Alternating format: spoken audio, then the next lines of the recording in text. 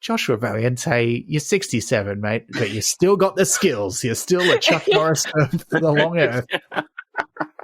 The Chuck Norris That of was the a long delight. earth. That's the tagline for these books.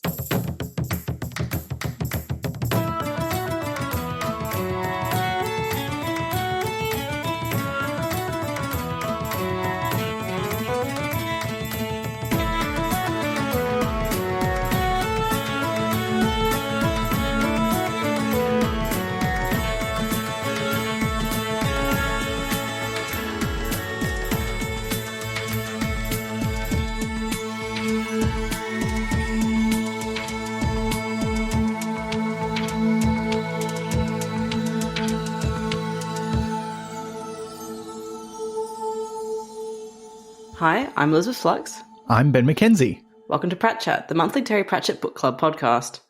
Each month, we discuss one of Terry Pratchett's books or short stories with a special guest. This month, we're reading The Long Contact. Sorry, that should be The Long Cosmos. Our returning guests are author and editor Joel Martin. Welcome back, Joel. Hi, everyone. And also writer and editor Deanne Sheldon-Collins. Welcome back, Deanne. Hello, thank you for having me. What a delight to have both of you join us for this final book in this, as Liz always likes to say, sorry, I'm stealing your joke here, Liz, very long series. It's not a very original joke. It's okay. It's one of those things where you put certain words in the title of your thing, you just know they're going to come up in a review, right? You just know. Thank you very much, both of you, for coming back. And look, I think special thanks to you, Joel, because you are beaming in all the way from the other side of the planet, not the planet next door, but the other side of this one. Yeah, that's right. I'm in the UK currently. I've got some leaky copper wire that's connecting me to the World Wide Web. So I've got a clothes hanger out my window, and I think it ain't gonna rain. So fingers crossed. Well, it's the middle of summer there, so fingers crossed. Yeah, you never know. Okay. It's the UK. It's UK summer, so Exactly. well, who could tell? This is quite an epic undertaking. Pratchett wrote only a few series. Obviously, the longest one is the Discworld, and that's 41 books. You can't really, I don't know, I don't think there's any series of books written by one author that is longer than that. I certainly can't think of any. I mean, The Wheel of Time probably feels longer, but it's not. And there's two authors involved too, so, you know. But this is his second longest series. It's only 5 books long, and it was all planned at once. It's got there's a bit of a Babylon 5 vibe there in that it was all planned as a series from the get-go. Apparently, I think that might be something we talk about as we come to the conclusion. But we should get into it, I think, because otherwise we're going to be here forever. You were going to say a long time, weren't you? Now we start with a long time, but not a good time. Well, hey, we'll get to it. Shall we start with the blurb? Yes. 2070 to 71. Nearly 6 decades after Step Day, and in the long Earth, the new next post-human society continues to evolve. Joshua Valienté, now in his late 60s, wants to make one last solo journey into the high megas. Only it's an adventure that turns into a disaster. Alone and facing death, his only hope lies with a group of trolls. As Joshua confronts his mortality, the long Earth receives a signal from the stars. A signal picked up by radio astronomers, but also, in more abstract ways, by the trolls and by the great traversers. Its impact will be felt by all who inhabit the long Earth. The message is simple, but its implications are enormous. Join us. Which is written in all caps, so I feel like really it should be like, join us. The death voice. More ominous. Yeah. Join us! Tone matters. Like it's like an awkward teenager at a party. Join us! Someone inviting you to play Dungeons and Dragons. It should have been how you phrased the email when you invited Joel and I onto this episode of the podcast. Just join us in caps lock. Nothing else. Maybe that's how we'll share the episode. Would you have come? I would have answered the invitation on my apple pie. Oh, no. Oh, no. I would have sent you some detailed instructions about how to build a podcasting. Here's a diagram. And I wouldn't have known what they were until I'd clicked the link. Not until you'd built it. Yeah. Well, as is usual for a Long Earth book, there are several plot threads. Well, really, there's 3 big ones, and some bigger than others. So why don't we tackle them in our usual way by doing them one at a time. Let's start with, because I think we all have feelings about Joshua Valienté, so maybe we'll do his story next. But let's start with Nelson as a Kiwi. Let's just recap. Well, I'm going to do a little recap episode that I'll put out before this, just for people who maybe don't want to reread the books or listen to the previous episodes first. But just as a recap, how will we describe to the listener who Nelson is? One of the few characters I like. Mostly. Okay, rough but fair. Yeah. I think he sort of embodies one of the big themes of the story of almost religion versus spirituality in a way. You know, he's this retired vicar, I think, who he's quite conservative in his religious beliefs in some ways, but he's also very much about forward thinking and science. And he's kind of, I think he sort of is meant to represent a kind of duality. But also, yeah, one of the few likable characters. Yeah, I like him too. Is he conservative religiously though? I mean, he's a minister in the Church of England, but he seems pretty progressive to me. For me, I think progressive, but I guess falls into that niche of cool priest in media. You know, like that person who's a foil for the audience who asks questions about spirituality, but has a background in it, so he's not having a go. He's genuinely asking it because he's questioning his own and others' beliefs in something, which is cool. And I think it's one of the reasons I liked him beforehand. And I remember, I think I made a comment back then where I was like, I really like Nelson. I wish we got more of him. And I think we did a little bit more here. But yeah, no. Well, yeah, I'd echo that sentiment from Liz. One of the few characters that I enjoyed my time with.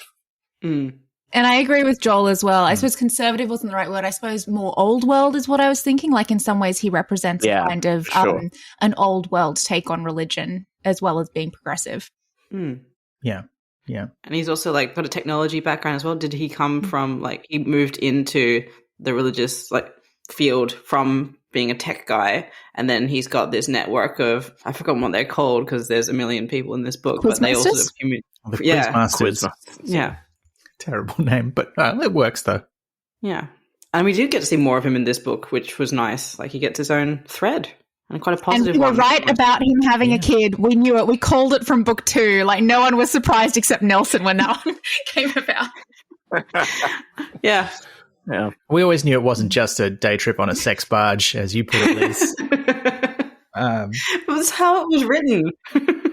This is bewildering for listeners, I'm sure, if they haven't read anything that's happened. But so let's start the plot. Now, like all the Long Earth books, one thing I do really like about them is that they've gone, well, this is how we're going to do the story. And then they consistently do this every book, is they have a first chapter that sort of just does all these sort of little, very short scenes that sets up a bunch of different stuff that then comes back in major stories in varying degrees, although we'll come back to one of those short scenes in chapter 1 because it made me very disappointed. I think I know which one it is. You probably guess which one.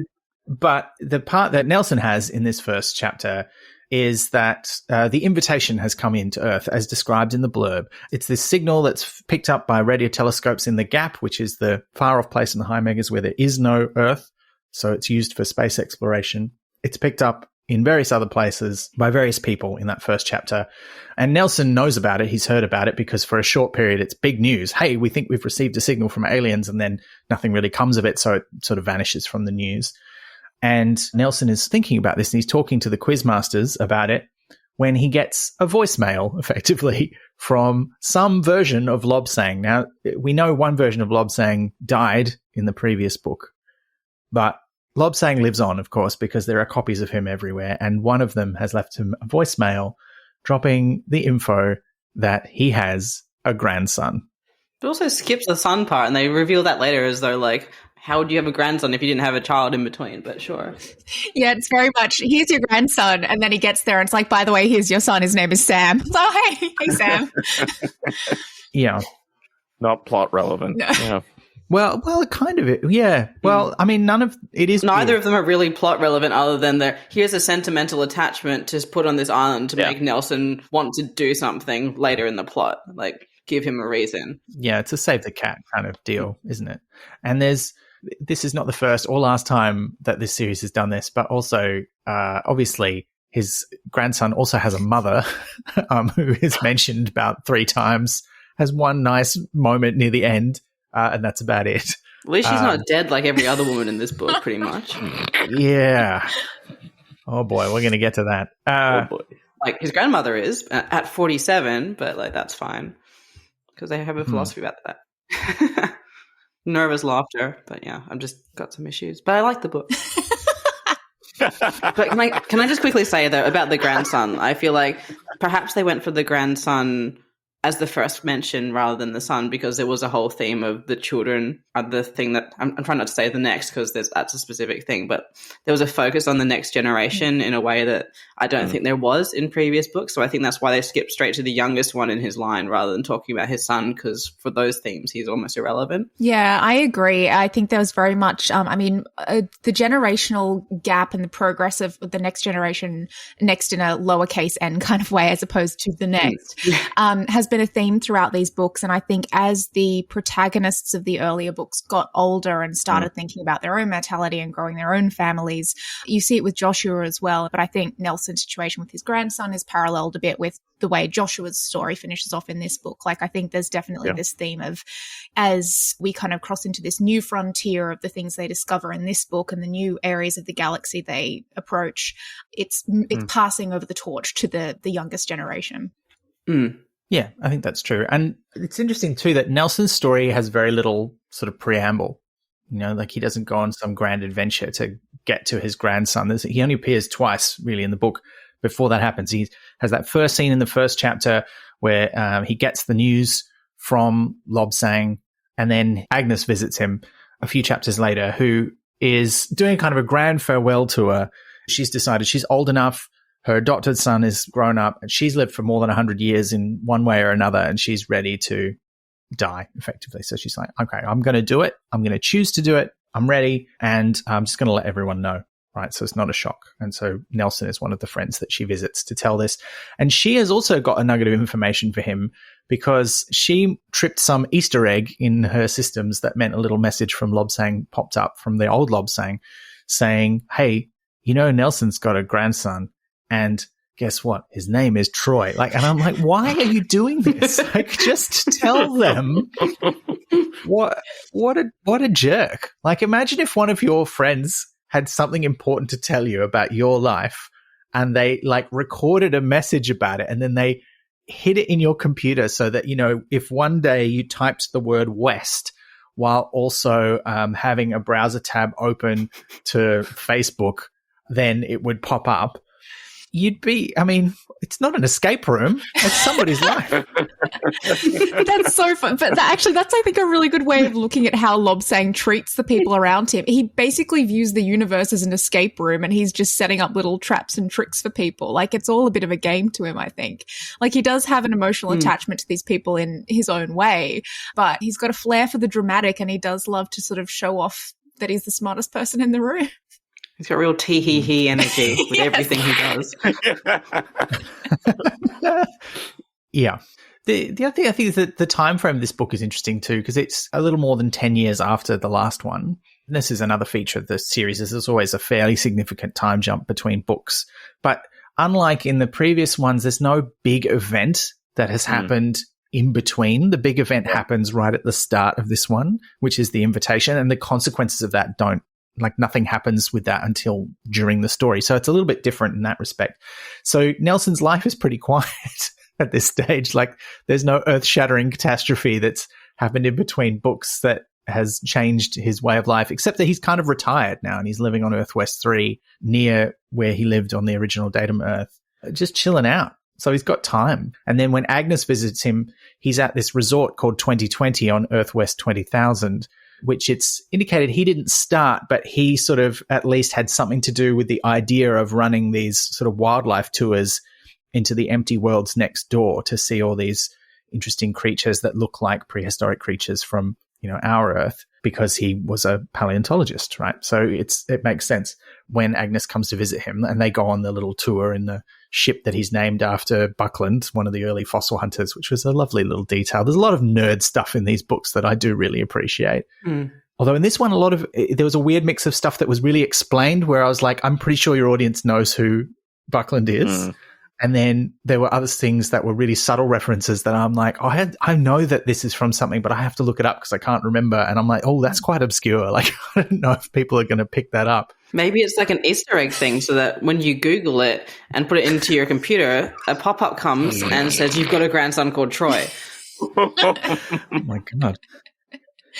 Yeah. But anyway, so, Agnes tells Nelson his grandson's name is Troy, which is the only other significant thing he knows about him apart from that he exists, apparently. But he also is pretty sure he knows where they are because there's only one sex barge. Sex barge. Yeah, exactly. Yeah. I mean, which is interesting because he's a Church of England minister. Like, he's not required to be celibate. I mean, I do like that he phrased weird. it as, I haven't led a blameless life, but there's only been one time I've been on a sex barge. So, I mean, I'm paraphrasing. That's basically what it says. Yeah. I think it's just his personality. He seems like a bit sort of restrained in and of himself. So I think it's just, it's not, I don't think it's his religion. It's him. He's got a bit of an ascetic vibe, I think, where he's just, he's that kind of person who's always focused on like the mind rather than, the flesh, if that makes sense. Yeah, I think that's fair. That's probably why he gets along well with Lobsang and some of the other characters, But yeah, those are his two bits. Agnes also does ask him, can you help people deal with my death?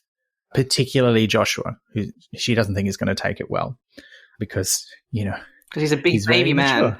Yeah, and he agrees. He says he will. And then we don't see him again until he has gone back to the quote-unquote sex barge. Now, the sex barge does have a name, and I feel like we should use... It's not really a sex barge anymore. It's just like sex barge is like an interdimensional being, technically.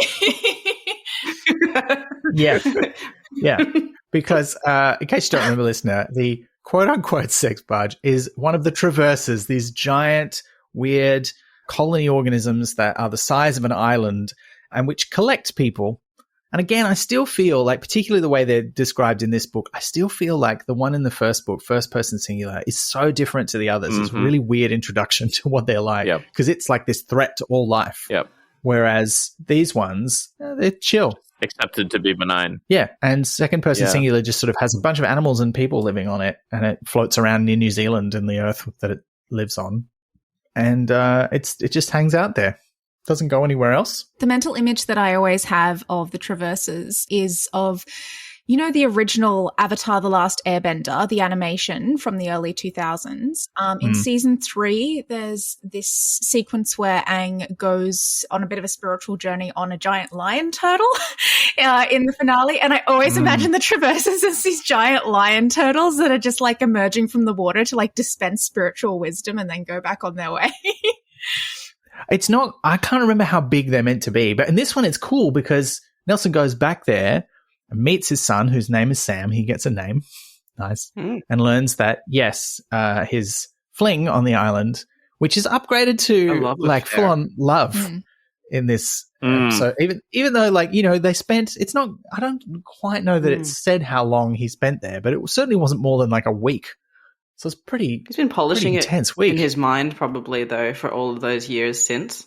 Like it might have been a fling, but then over time he's like rubbed away this bit or added this bit, and kind of like creating a pearl in an oyster, and come out like 20 years later or however long it's been with a different view of what it was, which I think is just how memory works. That's fair. And I mean, and she seems to have thought the same thing, unless we think Sam is just being very nice about the whole thing. He strikes me as pretty blunt. I think he would have been quite forthright about it if he was like, oh yeah, you were just a fling to mum, but good outcome, right? He did seem to, I get the impression that she probably had the rose tinted glasses on it as well. I think Sam was being honest about that. Plus it's probably a big deal for her to be like one of the few people who had a fling relationship with one of the rare outsiders to come into their sex barge. Can we stop? Don't say come into the sex barge. Shouldn't have brought it up. We might not have remembered. Oh, yeah. I think they only mention it briefly, but he is a vital source of genetic diversity for that community. Although they do address the fact that they sort of have a community that's big enough that it probably won't have that problem. For a few generations. But not so big that it can't sustain itself. Yeah, and it's not clear how many generations they've had, but probably not that many. Also, just adding another point, which I'm sure we'll get to, but like, even though he's quite a sympathetic character and the narrative presents him quite sympathetically, you know, he's just another absentee dad on the long list of absentee dads or / dicks in this book and in this series. Like, I got to that bit with Nelson, I was like, all right, he's on the list, I see. Like, I don't think there's a single character that's escaped the I've had a dick as a dad, or I am one. Yeah. Yeah. Or both. Yeah. Joshua's son is showing signs of being a present dad, but also, I mean, he does kind of go off on an adventure with Joshua while Sophie is pregnant. So we'll hold thoughts on that one. We're not sure yet about him. I mean, to be fair, for most of that adventure, he's been abducted. He's not on that adventure by choice. So just making excuses for him, Ben. Yeah. Well, look, back to Nelson's story, though. So he meets Sam. This is in chapter 20. And then the storm arrives on the Traverser, and the Traverser makes a big noise. It's like there's a lot of the stuff about the Traverser is really cool. Like, it makes this booming noise to say, hey, you should all come inside. It's going to be a dangerous storm. So they all go inside the Traverser into this big chamber inside where they can kind of rest. That's when we meet Troy. And everyone's supposed to be sleeping in the big chamber, but Troy's like dragging Nelson around going, hey, check this out. Look at the place. And that sort of shows how it attracts whales and dolphins like into these little sort of bits with food so that they push it around where it wants to go if it needs to go faster when it's submerged. It was cool detail. But they also mentioned that it's making some weird noises. And Troy's like, oh, I don't like that. Like, it only makes that noise when it's upset about something and seems a bit freaked out, which is clearly a bit of foreshadowing. And then we cut to a few days later. Nelson goes out fishing with Sam. He's just having a nice, relaxing time with Sam and a bunch of the other men from the island. And then suddenly the whole island disappears. The Traverser steps somewhere else. And everyone's freaking out. I liked that the men from the island, like, they're described as getting onto it, like doing what they've got to do, which is bringing in their nets and sorting out all their fishing gear and then going to like the nearest piece of actual land. But while they're doing that, they're sort of letting out their anguish by just shouting and stuff. And I'm like, this is a very healthy response. I like these guys. One of them ties Nelson to a tree so he doesn't get washed away by the displaced water. It's yeah, like they, even while they're grieving and in shock, they recognize that this great wave is coming, which doesn't even occur to Nelson until they've protected him from it. Like, he is so just caught up in his grief. And yeah, the fact that they could feel that grief, you know, feel their feelings while also getting the job done and recognizing the danger, I think spoke a lot to the lifestyle that they live, the fact that they are a lot more kind of attuned to their environment, if that makes sense. Yeah. And this is one of several things in the book that kind of echoes other parts of Pratchett's work, because there's an island community who are dealing with a wave. I mean, it's very nation. That's how that book starts, is with a huge wave from a volcanic eruption devastating an island community. Yeah. So, and there's several other things in this book, and I'm sure we'll touch on most of them, which seem very much deliberate callbacks to other Terry Pratchett works. So I can't imagine that one was an accident. So Nelson's pretty broken heart. He's like, wait a minute, I just met my grandson and now he's like disappeared into the long earth somewhere. What am I going to do? And he arrived there by Twain. He had his own little personal Twain, which is what they call the flying stepping airships. I still love that name. It's great. And he goes back to the low earths to try and find Lobsang and get his help. And he finds out that all the other traversers everywhere that anyone had been tracking, because it turns out that people had found lots of them. This is not something we knew in the books before, but there were many others, and they've all disappeared from throughout the long earth. But he can't get in touch with Lobsang. Lobsang has disappeared.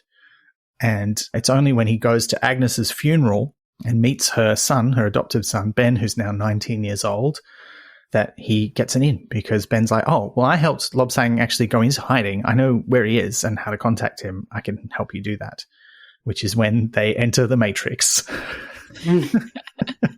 How do we feel about this sequence? Like, this is because there's an echo of this in the start of the book. There's, and I liked it at the start of the book, because there was all these little vignettes of people finding out about the invitation or reacting to it in some way.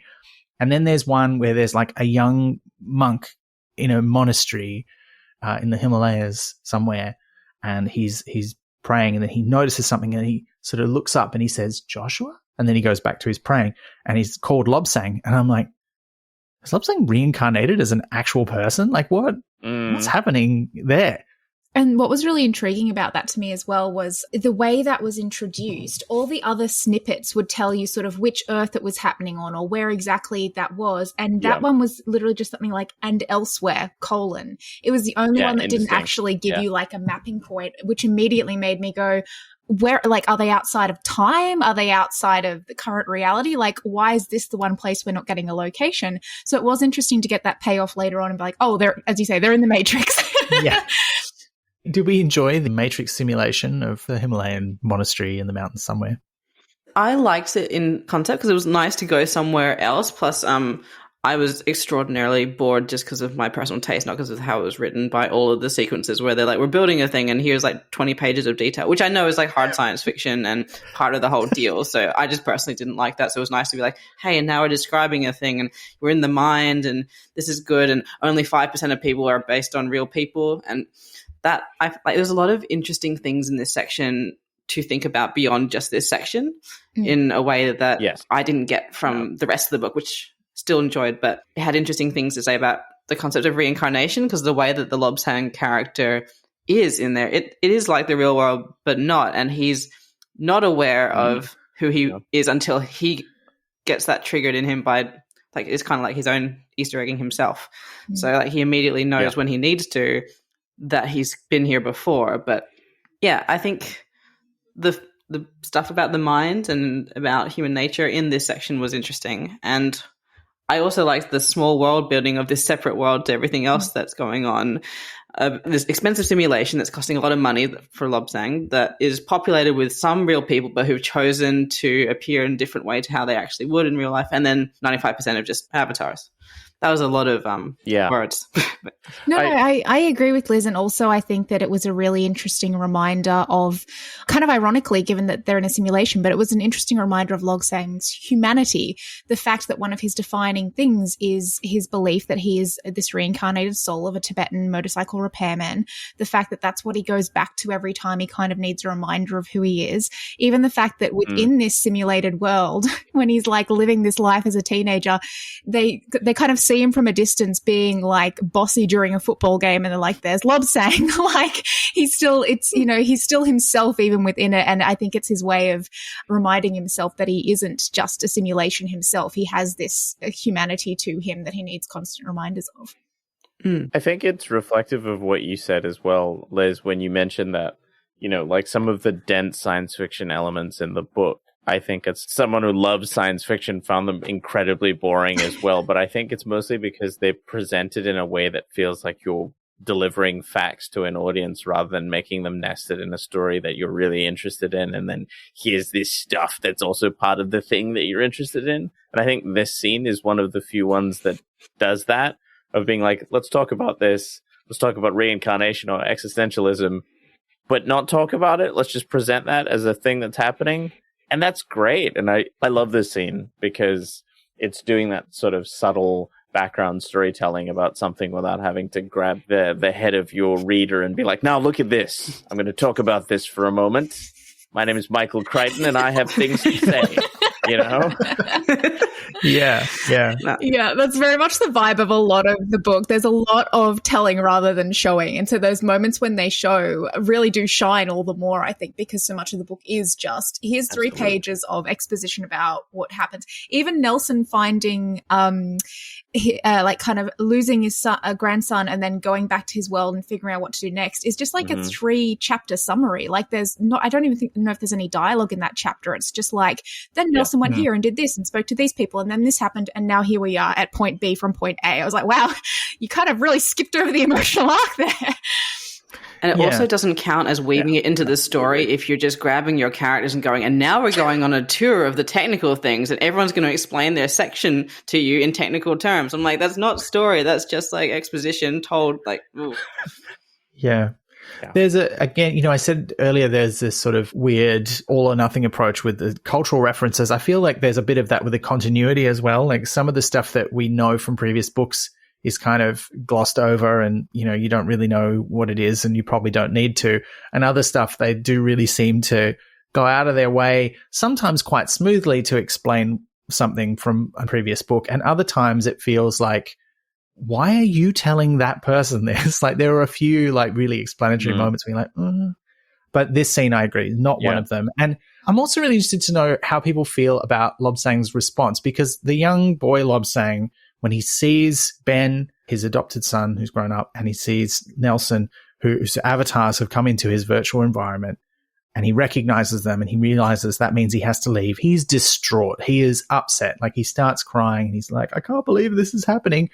And, you know, he's at the time, he looks like a young boy. So you do have some kind of sympathy for him. But at the same time, you know, he's chosen to be here. And at no point in the book do they address the fact that neither Lobsang or Joshua were at Agnes's funeral. Arguably two of the most important people in her life were not there. And it's not even mentioned. I mean, Lobsang's disappeared off the face of the earth, and it's not the same Lobsang that, you know, she was married to. So that kind of makes sense. But Joshua missing it seems weird, because he knew it was coming up, and no one thinks, oh, maybe he's in trouble, because he would probably be here for this. I thought that was a bit weird. But anyway, that's a sort of side point. But how do we feel about his emotional response to having to leave his little Matrix hidey hole? I think it's a sign of the fact that he was very immersed in the simulation. It's interesting because I think Lobsang, as we know him, is the kind of person who would accept that, you know, that kind of sacrifice had to be made. And, you know, when he was kind of back to himself later on, he didn't seem to hold any grudge against them for pulling him out, even when Nelson apologized to him. So I think the Lobsang that we know understood that that needed to be done. And the fact that in that moment, the teenage self he was living was grieving it, I think shows the fact that he was kind of very much immersed in that. But it sort of undermined it a little bit for me as well, because it was like it was a temporary grief that was almost part of a sort of an illusion that he'd been living, if that makes sense. Like, it sort of felt like this is what the simulation says I should be feeling in this moment, because this is the humanity that I am living in this simulation. But as soon as he is out of that, it's sort of like, you know, past that save point or whatever, it was like, okay, back to the work I've got to do now. And he doesn't seem to carry any of that angst with him back into the real world when he leaves either. Yeah. Makes me wonder if the teenage version of him in the simulation is meant to be like teenage Lobsang as we know him, or if it's meant to be the person he believes he has been reincarnated from, like the original Tibetan motorcycle repairman as a teenager. Like, who actually is that teenager? Because even if Lobsang is the reincarnation of this person, it's still kind of like a different self. So it's, we don't really get insight into who he is in that simulation. Like, he remembers Joshua briefly at the beginning, so that suggests that there are elements of the Lobsang we know even in that teenage self. But yeah, I don't think we get enough insight into who he actually is. Yeah. But look, I think that's where we're going to leave Nelson's storyline, because the rest of it kind of joins up with the other storylines. So it's quite short. It's the shortest one in the book, but I think it's also the one that we engage with very much because we like Nelson so much. And he sort of has this, I've got a family I didn't know about. And almost immediately one of them's disappeared. So it does pull on our heartstrings in the right way, and it's got a happy ending. But we'll come back to how it resolves. I do have one quick question, though. So going back to the shitty fathers and absent fathers thread of this all, Nelson does say, like, he wished he'd known. If he'd been told early on, do you think he would have gone and lived on the island? Or, like, how do you think that would have played out? Because, like, his idea here was to try and convince them to come back to England, but just before the wave comes, he's realizing that they probably don't want to do that because they have an idyllic life that they really enjoy. So how would that have panned out, do you think, if he'd known earlier? That's a really interesting question. Well, I think he would have visited more, for sure. And maybe he would have convinced Cassie to come with him off the island if she was ill or something. Because, like you said, she dies off screen in between books quite young, and there's no particular reason given as to why they die young. Like, they seem all pretty healthy. Like, they don't have access to modern medicine, but they do have a traverser looking after them and presumably, you know, controlling for infections and nasty diseases. So, yeah, it's not really clear why they all die so young. There was a horror movie like Dread that sort of came in when he's like got the little doll of her being like, we let them like just wash away and everything goes back to the island and we have memorials of them. But I've got this little doll of my mum in my pocket and everyone like dies to make way for the young. And she wasn't that young. She's 47. I'm like, oh. And Nelson is the oldest person there by far, he says as well. Like there's old people, but like not old people. So I was kind of like, is it like you hit 50 and you're like, goodbye? Or were you half expecting him to then hold up one of Nelson and be like, and here's your doll, father? And here's one for you. I wouldn't have been shocked. I was surprised to like when they didn't mention at all why or how she died and all of that sort of stuff, and just being like, oh, she got sick and then died. It sort of reminded me of that trope. At least you see it a bit in Star Wars with the Padme thing of being like, just sadness, just like, just died of sadness randomly. Yeah, the worst. I feel like it was probably more her job is done. She's raised a child to adulthood, and so the plot doesn't need her anymore. And if she was around, would have to like have a whole extra dynamic. When really it's just to emotionally tether Nelson to this traverser for later in the plot. Yeah, we don't. God forbid we want to, give her a character or anything like that. Let's beat on. And to answer your original question, Liz, as well, I agree with the others that I think he would have tried to be present in his son's life if he'd known about him, but I don't know that he would have moved to the island. He seems to love it there, but in a kind of like, this is a nice retirement resort place for me to go to and see my family kind of way. Like he still goes back to England. He still thinks about that as his home that he wants to settle in, his forever home, if you will. As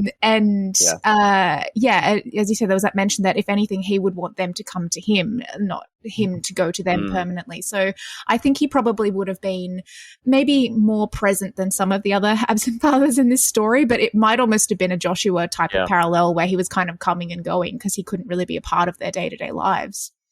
And it's pretty clear in the present when he meets them in the book that he can't stay there. Like he is an old man who needs medical attention. Like he's got to go back and see his doctor is the reason that he gives for why he's got to leave at that particular time. So yeah, it's rough.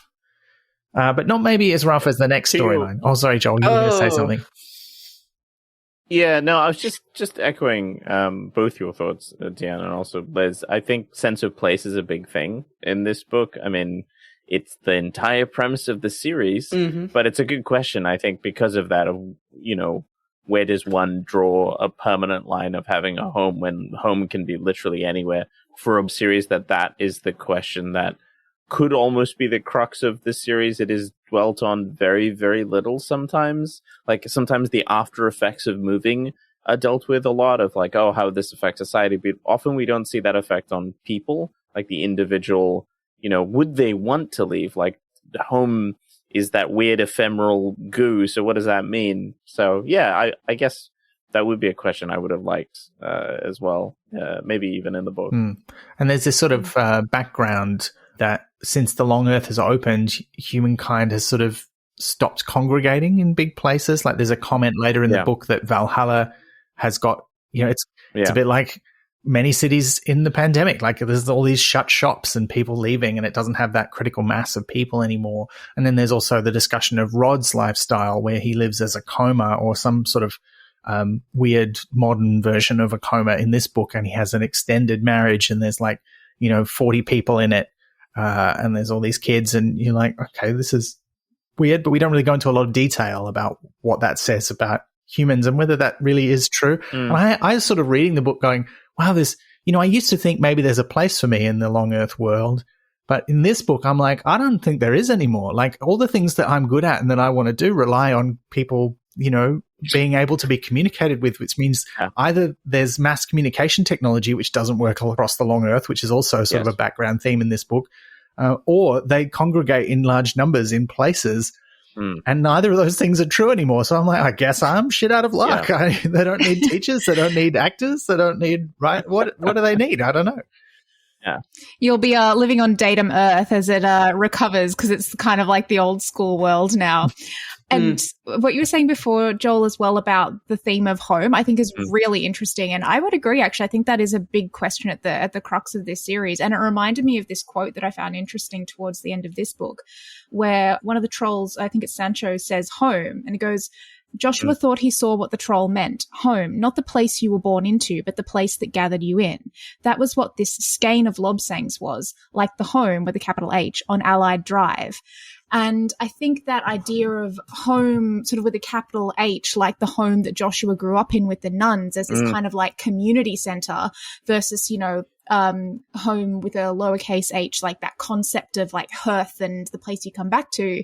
Yeah. There's kind of this tension between them throughout the books. And the fact that this book seems to be heading towards that idea of like the collective capital H home as being, you know, the new home. Like that's what society is heading towards, these congregating communal places in this enormous galaxy where the old concepts of what a home is don't necessarily apply. Yeah. And yet at the same time, you do have characters like Nelson and Joshua who have particular worlds that they think of as home or places that they keep going back to. So there's still like a place for people who want to settle in a particular place, but it's charged in a different way, I think. Yeah. And that idea of like having to keep going back to a place brings us neatly kind of to Joshua's story because we keep finding him at the same places. And at the start of the book, in that first chapter, his vignette is it's not just a place that he comes back to, it's a person. And I think one of the things that Joshua repeatedly does in this book, much more so than the last couple, which I really did not like, I'll go out there, is he just keeps talking about Helen as if she's still his wife. Like that's how he refers to her. He calls her his wife. He calls her honey when he speaks to her grave because she has died off screen 3 years before the start of this book. And you find him in that first scene in the first chapter. He's at a memorial to her on Earth West 5 because she got buried on the datum back in Madison, where she's from, which is the place that was devastated by a nuclear bomb at the end of the first book. And detonated or at least placed by her brother, by the way, which is a whole thing. But he's there talking to her. And that's when he is when he hears the invitation. And he just hears it in his head because he's connected to the silence. He's got this sort of weird resonance for what's going on with the long Earth that is different to the way that other people experience it. And he's just like, nope, I'm not interested. I'm getting out of here.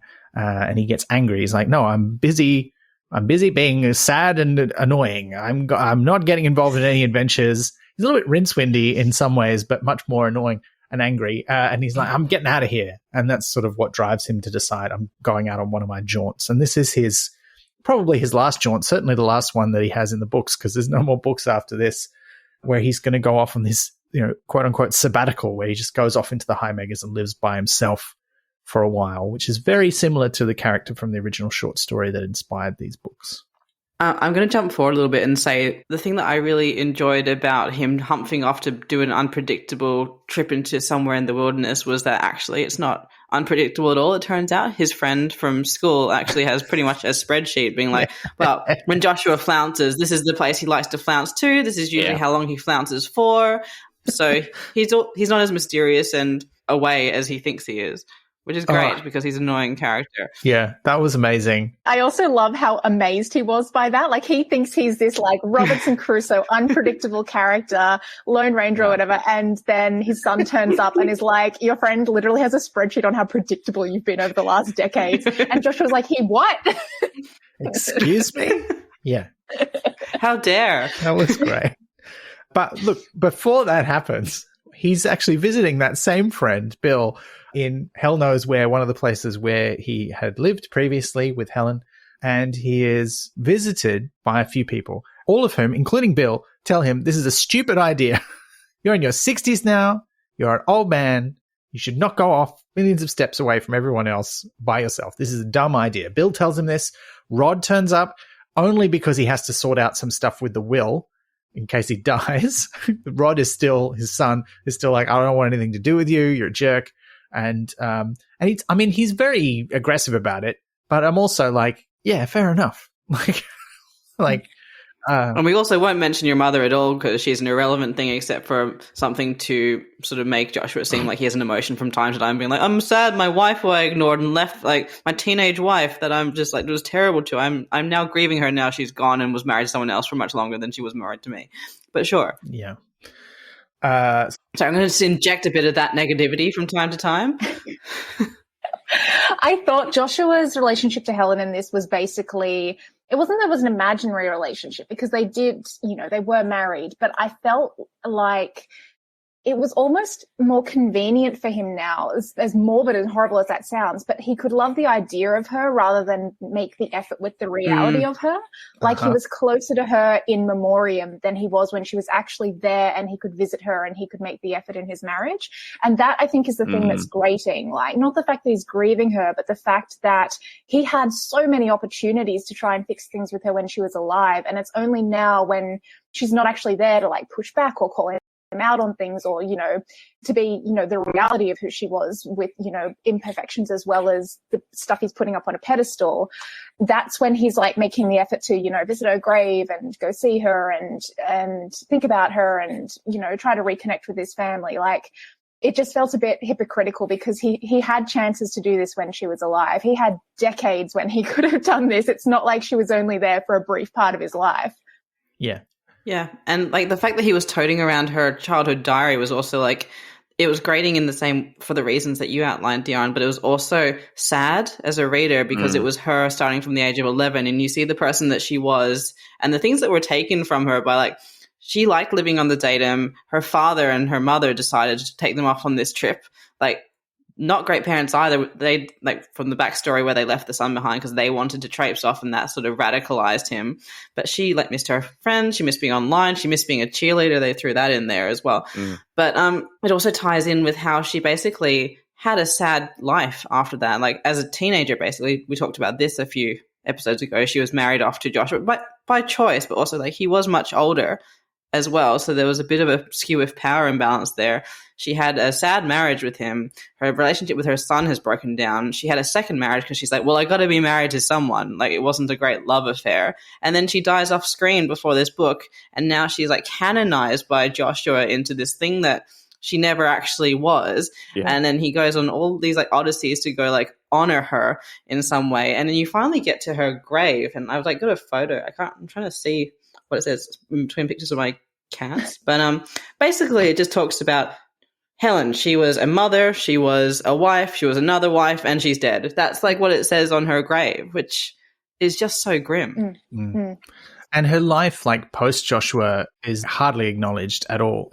The only part of it that's acknowledged is that she had another husband, and he's only mentioned on her gravestone. This whole other person. Why doesn't he have the journal?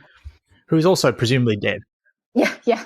And I remember from the Long Utopia that that was very much a marriage of convenience. Like Helen was pretty upfront about the fact that the second marriage wasn't about love. It was about stability, living out on the ranges in a place where you needed to have that kind of community. So, I mean, maybe that's why Joshua has the journal, because for all that their marriage broke down, it was the great love versus the, second marriage for stability. But it's interesting that he didn't even just get a mention apart from the fact that there was an extra surname on her gravestone, like no reference at all. She's not even referred to as Joshua's ex-wife. It's his wife's gravestone. That struck me straight away.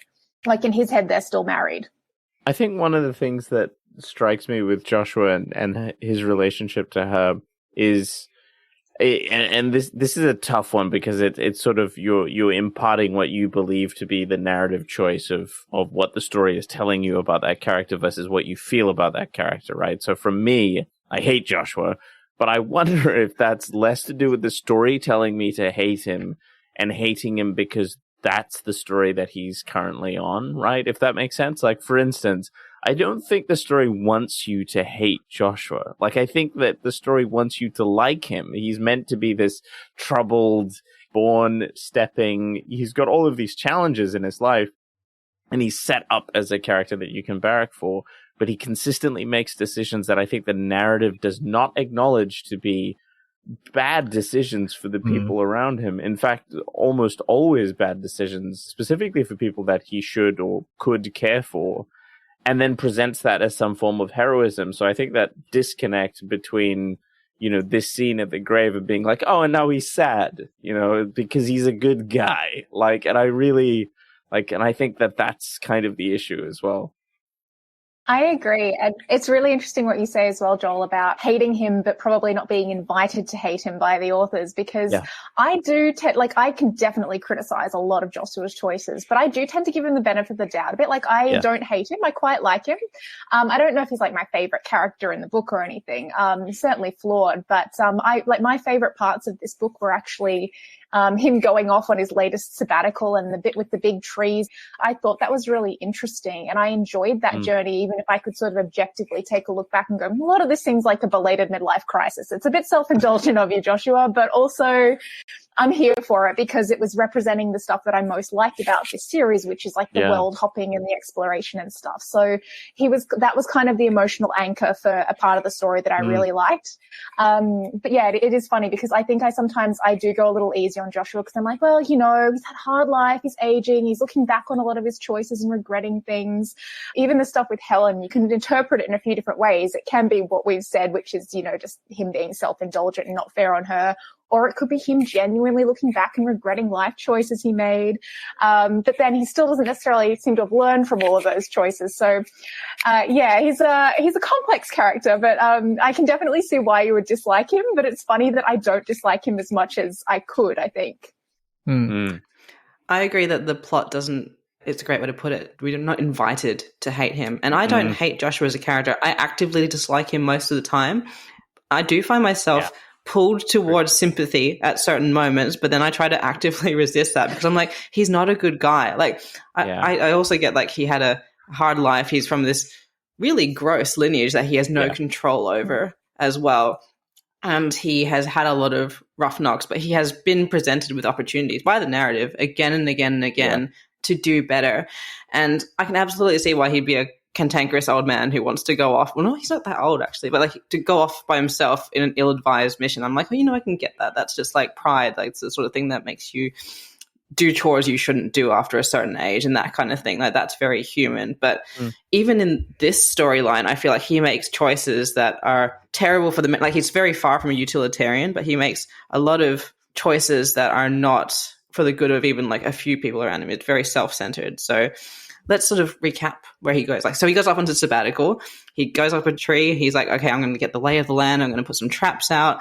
He's like getting ready. Like, it's kind of good, but there's a sense of uneasiness there was for me, like as he's doing all this, because you're like, why? Like, why are you in this like terrible region where you don't know if there's going to be enough food? You don't know where this is going to be. And when he first explores it, he finds this group of elephant-like creatures who are armored up across their face. Like, so that's a sign that the predators here are pretty bad if even the elephants have to be able to protect their faces with like modified bone. And then I think the funniest mental image of a predator ever happen happens while he's at the waterhole. Did anyone else find it funny? Like the idea of this reptilian creature bursts out of the water and just like runs at the elephants with two arms like sickles, being absolutely. like, and then jumps up on. I was like, it's scary, but it's also extraordinarily funny. Like, yeah. And Josh was just in the background, like, just going to refill my water tank and get out of here.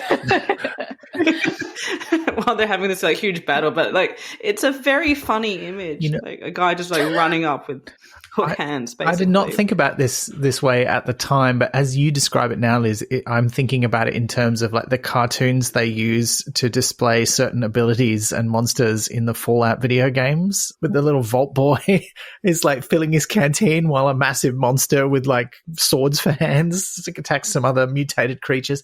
Yeah, felt a bit like that. But just to address your point about his motivation, like why he's here, I feel like that's something that is in the book, but he does such a bad job of explaining it every time in every book, because there's this whole thing where, it's not just that he's a natural stepper, it's that when he was born accidentally on another world where he was the only human consciousness, and it had this weird effect on him where he now is very sensitive to, well, it's never really quite, again, even the books don't really explain it that well. Is it that he is attracted to what he calls the silence, i.e. a world where there's no other intelligent people or very, very few? Or is it that he finds it difficult to be around, even on the same planet as large numbers of human beings and other intelligent beings, because like there's this sort of psychic static that makes him uncomfortable. Like that seems to be one or two of those things, or maybe a combination of both, seems to be what's going on. And he tries to explain that to Rod later in the book, but he doesn't do a very good job of it. For me, that tips me into I'm a bit sympathetic, because like clearly you can't control that. Like you just can't live around a large number of people for very long. You have to take a break, or it's going to affect you mentally in a way that's different to other people. But I don't think the books quite really get to grips with that enough to make that clear. But that does seem to be his motivation for going off into the high megas. And then that's turned him into thinking he's a Robinson Crusoe survival type, because he has to be alone out there, right? He can't bring civilization and all of the trappings with him, because that's not how stepping works. Although it could be. There's no reason why he has to walk out there and make a thing. He could go out on a Twain and just park it, like he should be doing glamping. Yeah, he should be glamping by now, right? Yeah, I agree. Yeah. It's not like he doesn't have the money. The original glamper. Yeah. Yeah. And he doesn't have to go to this weird world where like these pointy guys are running around killing elephants. But yeah. And he gets trampled within like a week.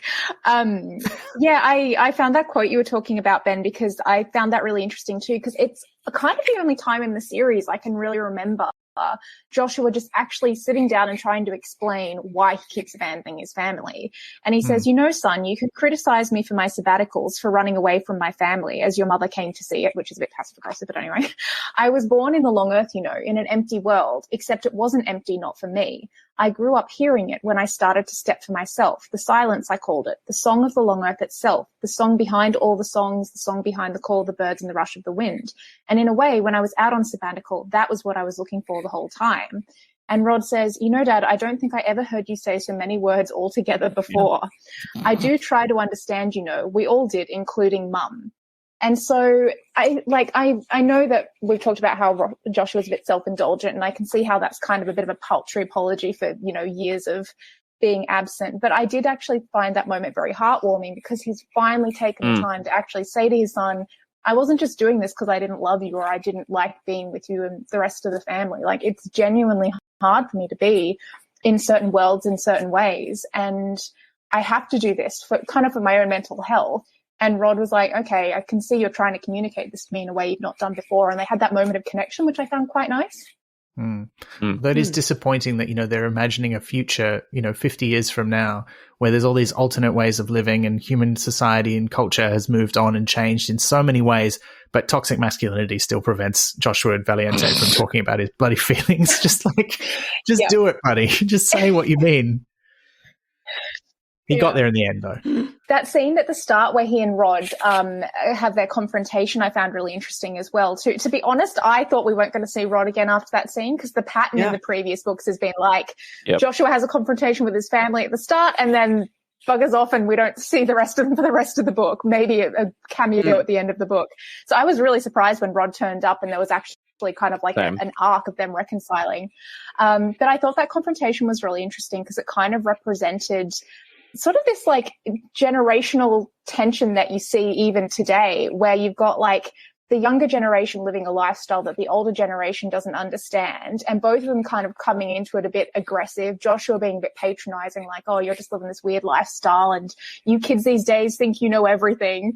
And Rod being like, God, Dad, why don't you understand my multi-universe group marriage? Like, they're kind of like coming at it from these perspectives where like both of them have like valid points, but they're not really willing to see the other's perspective until later on. I found that quite interesting. Yeah. I also the reconciliation was a surprise to me. Well, as in, let's call it a reconciliation, because I think to me it was. And it came a little bit quickly. Like, I liked seeing it and I think it was good, but it was kind of like, it was, Dad, you don't understand my group marriage. And then he's like, Dad, I'm coming to rescue you. Also, actually, I'm now in a conventional relationship and I've changed my mind on having children and my girlfriend's pregnant. I was like, that happened very suddenly and quickly, but sure. They're like, oh, well, we were around children for long enough, so then we were like decided to have one. It was a bit of a off-screen about face that took me back, because we didn't have any scenes in between with Rod, so we didn't see where he went. And Rod really changed his core guiding philosophies quite quickly off-screen in a way that I didn't quite understand. Yeah, well, it's quick for us, the reader. In the story, it's nearly a year that Joshua's been away. But he's like, I'm not going to have kids. I'm going to have a group marriage. And he might still be in that, but now he's like, because he was kind of like, I'm cutting off our lineage. Like, our lineage is bad. I'm done. Yeah. We're not doing it anymore. And then he's suddenly like, actually, no, I changed my mind. We wanted to have kids. So it's happening. I agree. I think it's emblematic of the way these books tend to skip over the emotional stuff in favor of the plot and the world building a lot of the time. Because in that time, we got a lot of detail about like this prehistoric world that Joshua was in.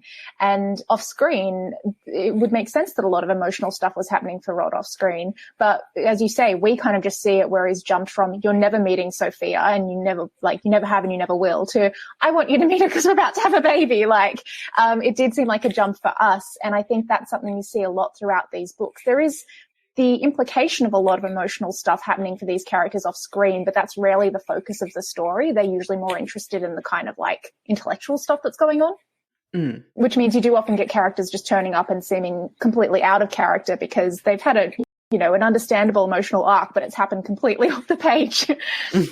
Yeah. But we should fill in what happens for Joshua in that year, because after establishing that there's giant elephants with their armored faces or masks and horrible predators that attack them, he also finds he's not very good at finding food on this world. It's not going well for him until he meets a bunch of trolls who are living there. Although first he meets one troll in particular who we've already met in the first chapter vignettes, who Joshua will come to call Sancho. I don't know how I feel about that name. Sancho presumably refers to Sancho Panza, the down-to-earth neighbour and sidekick of Don Quixote, the minor noble who becomes delusional and declares himself a knight in the 17th century novel by Miguel de Cervantes. Since Joshua is self-deprecatingly casting himself as Quixote, I kind of like Sancho's name more on reflection.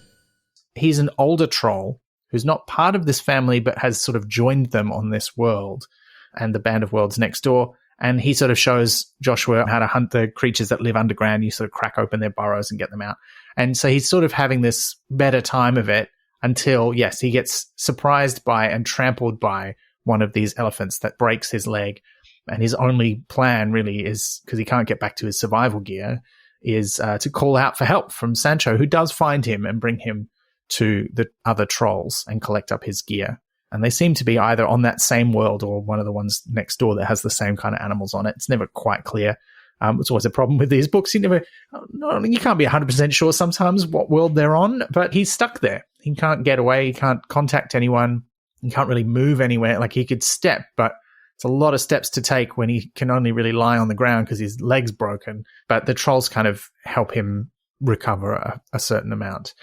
And eventually Sancho leaves and comes back with the troll call, one of the sort of universal translators for trolls, which he's taken from Valhalla University. And he tells Joshua he's a librarian. And then there are increasing numbers of descriptions of the trolls that say they're more like orangutans than gorillas, which I don't think was in the previous books. And it just becomes a very clear homage to the librarian of Discworld. At one point, I actually was like, are they like bringing in an actual librarian like from Discworld? Like, is this a crossover? Because it just felt like such a blatant reference. I was like, is that the big reveal of this book? They're actually just going to the Discworld. Yeah, there's quite a misdirection because when Sancho comes back with the troll call, it's got on it like property of Valhalla University, do not remove. And he's also got like a pom-pom from their cheerleading squad, which he's obviously just taken for the other trolls to play with. But he's making a joke, it seems, later on, but it's not clear at the time. It seems like he's being serious that he's a librarian at the university because he says something about having tenure, which is a weird thing for him to say. Yeah, that was fun. But it seems like he's serious, and it's the sort of thing that could happen in the Long Earth. Like, they're like, yeah, we need a troll librarian on staff. Like, we need to be able to understand the trolls and their store of information. That could happen. But then later on, no, he's one of the trolls' librarians. Or indeed library. I think it would have been better to describe them as libraries, but they are also librarians who sort of are older trolls who have a bigger memory capacity, and they store some of the memories of the sort of whole troll species, and then they travel around sharing it with other librarians and spreading it to other groups of trolls who need that information in times of crisis, which I thought was really great. It's such a cool evolution of what we understand about trolls. Yeah, I loved the development of the troll culture in this. I thought it was really interesting, and that insight into the way that the older ones move between troll groups, and it kind of highlighted the fact that I'd been thinking of them sort of as like families within a bigger community. And it showed that actually it's not as straightforward as that kind of like, I don't know, nuclear troll family. You know, you've got ones who will migrate between groups of trolls and they're all connected by the long calls. So for them, it's not really a case of like necessarily moving between different groups. It's all one big group spread across universes. Yeah. And I loved that insight, and it showed that there's a real, I hesitate to use the word sophistication. I'm not sure if that's quite right, but I think that the trolls have been kind of a bit like infantilized and treated as animals in previous books. And it was interesting to see that they've actually got like the capacity for quite an intellectual and mature and sophisticated way of thinking and doing things. It's just not in a way that humans easily comprehend. I found that really interesting. And just their awareness of the worlds they were in, like when they go to the world with the big trees and the trolls understood about like not using the fire because of the, you know, the hydrogen in the air, and they knew about the water in the trees. Like it showed that they're actually like a very mature culture in their own way. I think maturity is a really good word for that. And I think that it highlights the differences that they have with humans without sort of saying that they're worse in one way, and just that they act very differently and they prioritize different things. But I think also in terms of the way that the story presents his character, I feel like this series does the thing that a lot of sci-fi books tend to do, especially if it's high concept stuff, but where they'll introduce an element, a cool piece of world building, and they're like, oh, look at this culture, look at this weird rhino, look at the weird hook-armed reptile that will never show up again. But like, you know, here's a weird image for you. That's burned into your head. But I feel like with the trolls, they've been such a constant presence, and yet we've never really spent any time to make them feel like characters or a culture or a group of individuals. They just feel like world building. We did the thing and now we'll move on, and they will reoccur in the series, but we don't really get any more information. I think this is the first time that we really did. Maybe it was a nice way of showing, like, because there's a big coming together of all the different species in this book, which I liked, and perhaps it's a way of showing like the next see humans as dim bulbs, and that's kind of how humans were treating trolls. But it's sort of thrown into more sharp relief in this book, because like even Joshua, after he's treated by them, he's taught, like he learns that they've got medicines and that they were like looking after his leg by putting things that stopped him from getting an infection. They were feeding him medicines to stop him from getting a fever, that kind of thing. He still refers to them as animals later on, as does Rod, who seems to even have a better relationship with them. But he's got an increased respect for them, but there's still that sort of, we're better than them, but look at what they're doing. Oh, actually, maybe they're worth our time kind of thing. That is a way to see how the next see humans. Yeah, that's a really interesting point, that it's a kind of foil for the relationships, because when we see things through the humans' perspectives, the next seem insufferable. But then if you kind of look at the way the humans treat other species, it's kind of the same thing happening. It's just that humans aren't used to being the ones having that put on them. They're used to the ones doing it. And you even see that with the next, when the invitation comes. I think it's Dev makes some comment to one of them, you're used to being the smartest people in the universe. You don't know how to deal with this. So it's kind of this idea that there's always going to be someone smarter. So maybe you should not get too secure and complacent in yourself, because eventually someone's going to come along who's smarter than you. Which does come back at the end of the book too, and the theme of how they're going to reorganize things before they join the Galactic Club, as they put it. But we're getting ahead of ourselves there. But Joshua does have this experience where he's gone out by himself. 3 different people have said to him, this is a dumb idea. And it is absolutely a dumb idea. He gets his leg broken. He has to sort of sit around in agony, being cared for and living with these trolls for a long, long time, until Rod shows up in his plane, because Bill's spreadsheet says, hey, Joshua should be back by now. Something's clearly wrong.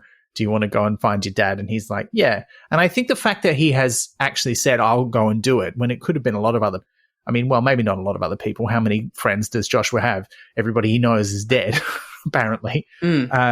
But he does come. And I think the fact that he is the one who says, yes, I will go and find him, already says something about how his attitude towards his father has changed for one reason or another. And when he turns up, there's that first scene when, you know, he gets out of the plane to greet Joshua, and he's wary about, is he going to be pissy at me because I've taken so long to get here? Is he going to be pissy at me because he doesn't want me to be here because he's like alone?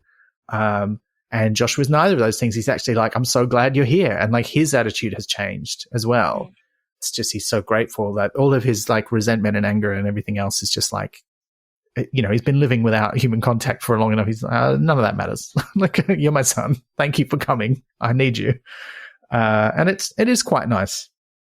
And they have that bonding time. Like, they spend, I think it's about a week of time together. Again, how much time passes always is a bit elastic in these books, until the next disaster happens, which is that while Joshua is walking alone to try and strengthen his damaged leg, he notices one of the young trolls, and he's given them all names. This is the one called Matt.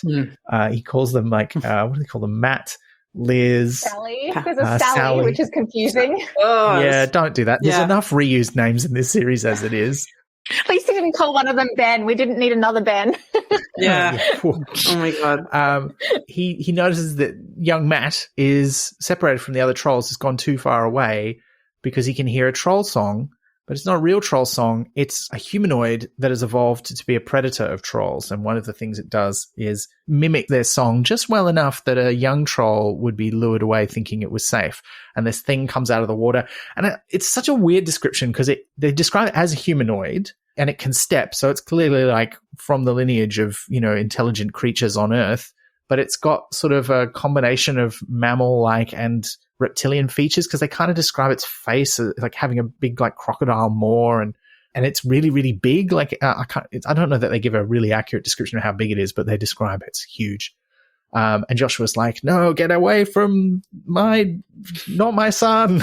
And so and there's a great scene, because he's still hobbling around on crutches, right? And he just lets them go and falls over in a sort of very weird old man John Woo moment, gets his like gun out and shoots the thing as he falls over rather than leaping to the side.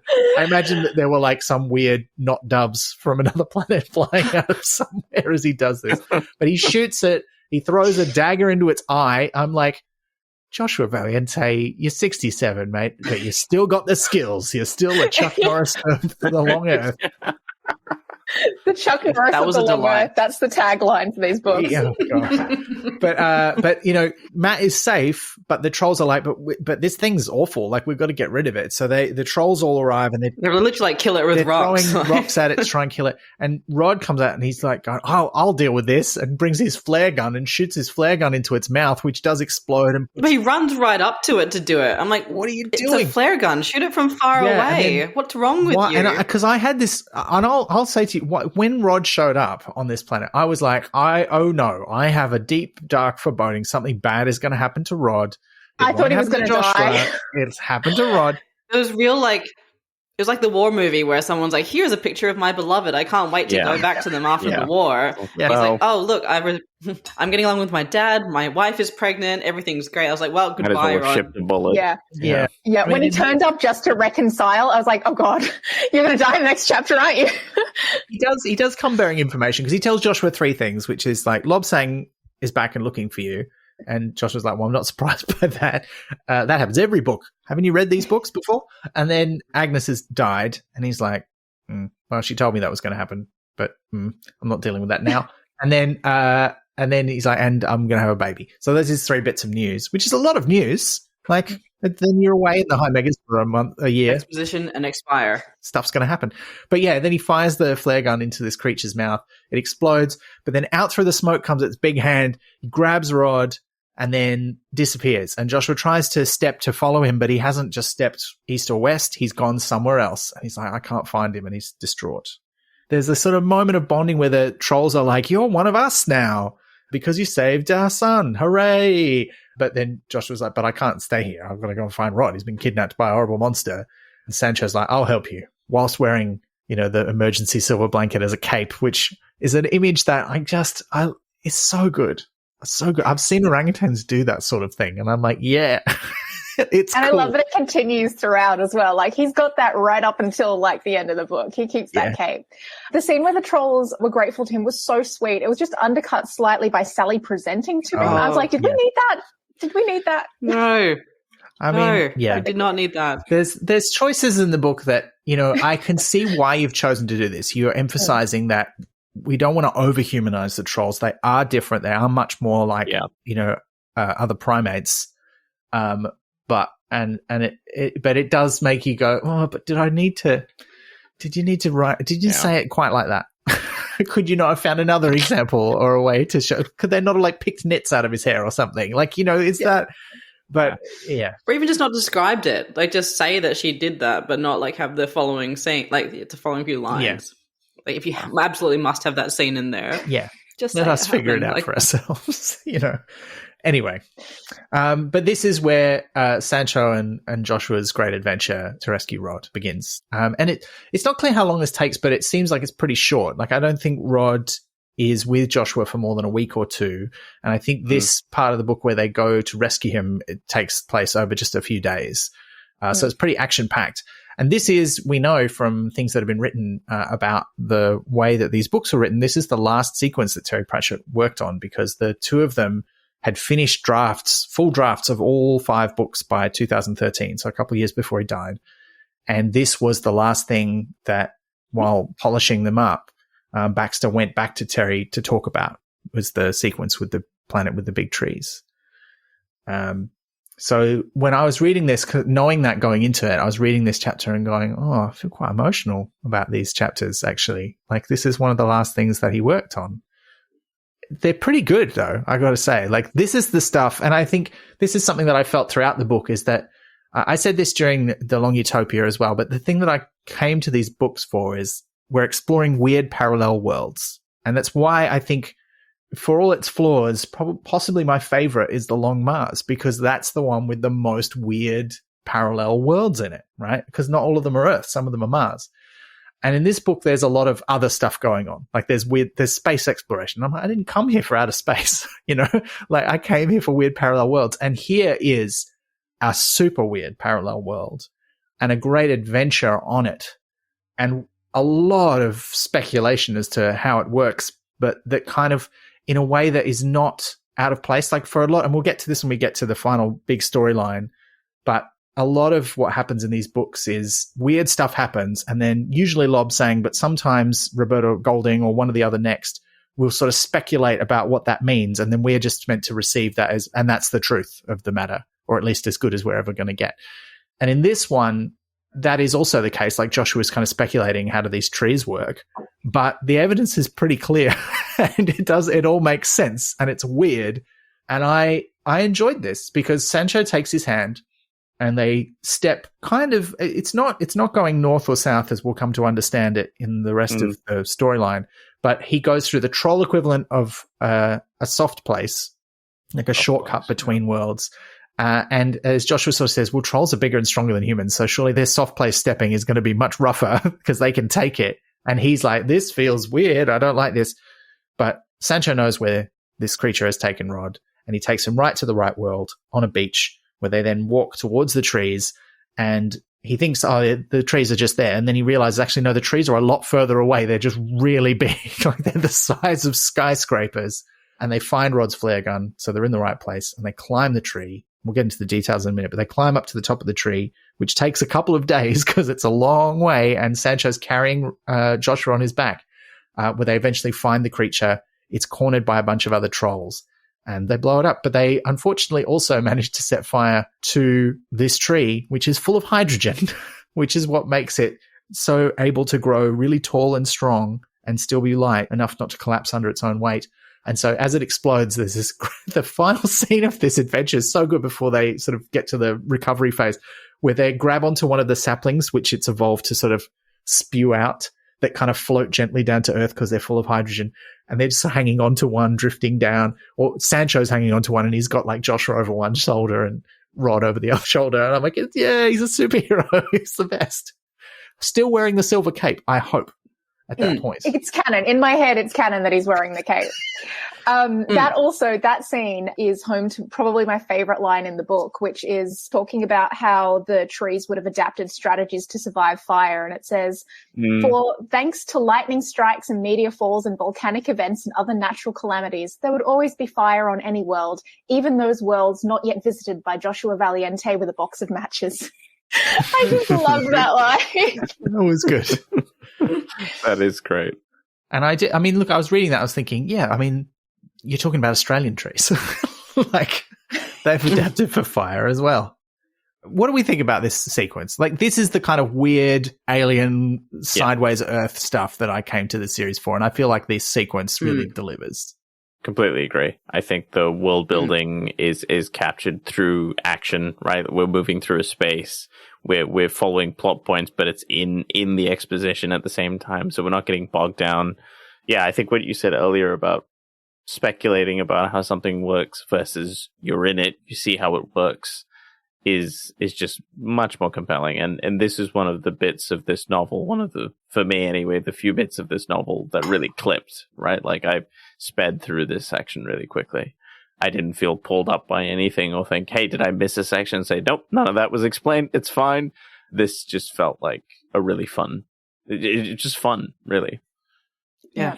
I completely agree. And what you were saying before as well, Ben, about how The Long Mars is probably your favorite book in the series because it has the most of this kind of thing. I'm the same. Like, I wasn't sure if that was an unpopular opinion or not, because I know that The Long Mars isn't for everyone, but of the books in the series, it's probably my favorite because it has so much of the weird stuff, the exploration, it really leans into the potential of the fundamental premise of this series, which is what would a whole, like, infinity of, variation Earths look like? Like, how weird could that get?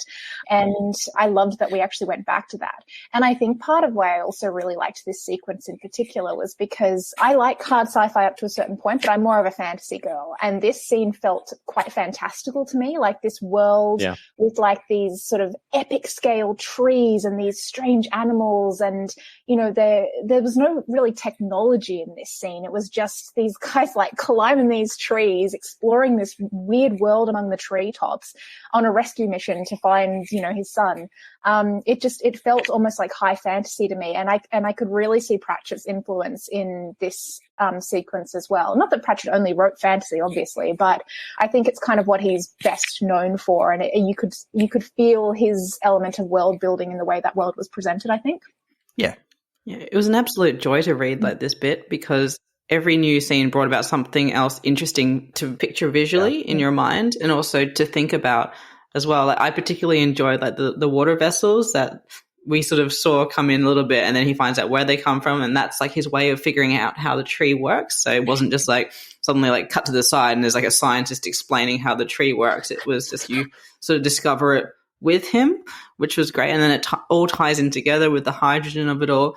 So it was a really fun sequence. Like, I think we're all on the same page about it, and I'm glad it was in the book. And I wish there was more of that in the book because I'm also on the same page about the weird world is the joy of it. So please, more of that, like more crab societies, more like just strange things. That would be great. I've been trying to figure out this whole time how to say this without sounding like an absolute cold psychopath. My only gripe, for lack of a better word, in this section is the reason they were there, which is to rescue Rod, because you can absolutely understand why you'd want to rescue your one and only son after losing your whole family and all of that. But I know they talked about it a little bit later, but I didn't understand why they were so sure that he would still be alive. Like, I would have just thought that creature drags him under the water, pulls him out, and eats him. Like, but they spend a week just vibing, like just hanging out, him like tapping his head, and then he's like, no, like, is he going to eat him? Is he going to try? Like, they sort of go with, they're going to train him to do the song or whatever. I'm like, why would he do that? He can do it on his own. Like, why would you think Rod is still alive? So, and then because of this rescue mission for Rod, a whole bunch of trolls are put in danger. The tree is exploded and destroyed. Is it worth it? Should they have just sort of not gone after Rod? That's the bit that I was worried about. I mean, as in, absolutely, you have to go after Rod for the storyline. It's his son, all of that stuff. But, and also because it's human nature and things. But I guess if I'd been Joshua in that scenario, I wouldn't have really had any hope that he's still alive. Yeah, they kind of, I mean, they lampshade it, but that's kind of how they deal with a lot of these things in the Long Earth stories, is they just tell you what it is, and then the characters go, that seems unusual, and then that's it, right? Like, they never figure out why it's left him alive. They kind of speculate a bit, and they go, but he is alive, so I guess it had a reason. It just kept him unconscious, and you're like, yeah, why? It's weird. If I'm being kind to the books, I'd say it's because when you're dealing with stuff on such a grand cosmic scale, you just learn to be philosophical about things and take them as they come. But I do also think that's a bit convenient plot-wise. So I also agree. They often just go, well, shrug and let's deal with it, I guess. I guess Sancho knows something about this creature, perhaps, though it did in the book seem like it's the first time they've come across this singing, luring creature, because otherwise the children would have been a bit more clued into it. So maybe they've got like an Island of Dr. Moreau situation happening in this world where they kidnap a humanoid and then they tie some sickles to his hands, and then next thing you know, he's running out of a lake and attacking some elephants. And that's how they get more of these. I mean, we know that there's something like that happening. We'll get to that in the final storyline. I liked that this sort of finishes with this sort of a bit of a restful moment where they go into the cavern under one of the other trees, presumably not the same one that just blew up. And it's sort of this nice, peaceful place with like these mushrooms, the giant mushrooms growing. And it reminded me very much as I was reading it. It's like, oh, giant mushrooms underground reminds me of Journey to the Center of the Earth. And then what does Rod do before they leave? He carves Arne Saknussemm on one of the roots, which is the guy from, and I was like, this is great. I love this. So that was like sort of the capstone on it for me. That was like, that's the kind of cultural reference I want. Like one where it's so specific that if you don't get it, you will easily be able to look it up and understand what's going on. But if you do get it, it makes perfect sense. So I dug that. I do just want to ask, like, you know, they use these caverns, the troll librarians use it as a meeting place. So we find out that Sancho's not the only troll librarian. There's a lot of other older trolls who, when they get too old, they leave their families, they go off into the long earth and spread the song amongst other trolls. But they also meet up, as Joshua puts it, to sync their knowledge together. So they sync their kind of more densely information-packed version of the song, the long call, with each other. And that got me thinking, like, is this the world that trolls come from? Which doesn't quite make sense because there doesn't seem to be any other intelligent life there. But it's also where the troll predator went back to. So I'm like, does that mean this is where the trolls evolved or where a lot of them lived? So I was like, I don't know. I think that was a good one that I didn't feel like I needed it answered, but it just sort of tickled my brain to go, maybe it is. Yeah. Don't know. That hadn't even occurred to me, but I love that idea. I think it's really interesting because I kind of had come to think of the trolls as having not originated from any one place, as just, you know, existing as part of the long earth. But obviously they would have had to start somewhere, even if it was, you know, aeons ago. So yeah, the idea that maybe this world they come back to as a kind of core meeting place for the librarians is this world. I think that's a really interesting idea. And there is an idea in one of the early books that a lot of the other versions of humans and human-like creatures on our Earth sort of evolved the ability to step and then just left, which is why there's these gaps in the fossil record of, you know, sort of human-like creatures. And there's some indication that maybe that's where trolls came from, but I'm like, I don't think so. I think they're from somewhere else, and good on them. Yeah. So this could be where, I don't know. Then they go back. They go back to where Rod's plane is left behind. Sancho says, I've got some shit to do. See you later. Leaves to do some other stuff. We're to see him again later, but we don't know what he's up to there. And Rod takes Joshua back to who knows where so he can get his leg fixed up. And now it's never quite the same, but he now can walk with a cane instead of needing actual crutches. And I was sad he didn't get a robot leg. He could have been the next Darth Vader. You know, more machine than man. Yeah. Does that make Rod Luke Skywalker? Ooh. Yes. It does. I think Joshua would think of himself more as Han Solo. Definitely. I was surprised. He's got like a Chewbacca as well. Yeah. Like that's the imagery of, Is there a Star Wars reference in here? Like, I think there might have been one, but because there's so many. I mean, again, this is one of those books. It's set 50 years in our future, and yet all of the cultural references are from the early 20th century. Yeah. Like so many of them are like 1960s sci-fi. Though. Yeah, well, that's interesting. In this book, they kind of justify that, you know, because of the fragmentation of humanity and the destruction on the original Earth that had the infrastructure to make mass entertainment, there isn't anything like that anymore. And I'm like, well, what? Watch the same movies. Yeah, because that's all they got copies of. Yeah, so that kind of makes sense. I do like that detail. But it still didn't make sense to me that this guy who was a teenager in 2015 is obsessed with things made 50 years before he was born. Yeah. You know, like that kept coming up, and so many of the younger characters in the books as well, they still are fixated on the things that clearly Stephen Baxter and Terry Pratchett love, and I love too, but it still felt a little bit off to me that they didn't like stuff that was newer than that. Like they talk about Star Trek, but they don't talk about modern Star Trek. They only talk about old school Star Trek, you know, stuff like that. The thing that felt off to me was that Joshua comes home. He's got a lot of messages from his friends being like, I need various kinds of help. He gets his leg sorted and he's like, I'm going to go visit my wife's grave for 3 chapters. Yeah. But there is that thing where he's fulfilling a promise. But again, this is part of that sort of, as you were saying, that weird kind of almost deification of her. Promise from himself to himself. Yeah, he's made a promise. Well, he's made a promise to her in his head. And I do kind of understand that. Like, help your friends first and then go do that. Yeah, I mean, I have made promises to friends. I do. I'm not very spiritual, but I have talked to people I've lost afterwards. I think a lot of us do that. No, I don't actually think they exist somewhere still and they're listening, but I find it comforting to me, and I have made promises to those people and I have tried to keep them, but not at the expense of people who are still alive and here and need me right now. But it didn't, I mean, look, but he's got these messages from Nelson. It's not clear in the timeline exactly how long Troy and the Traverser have been missing either.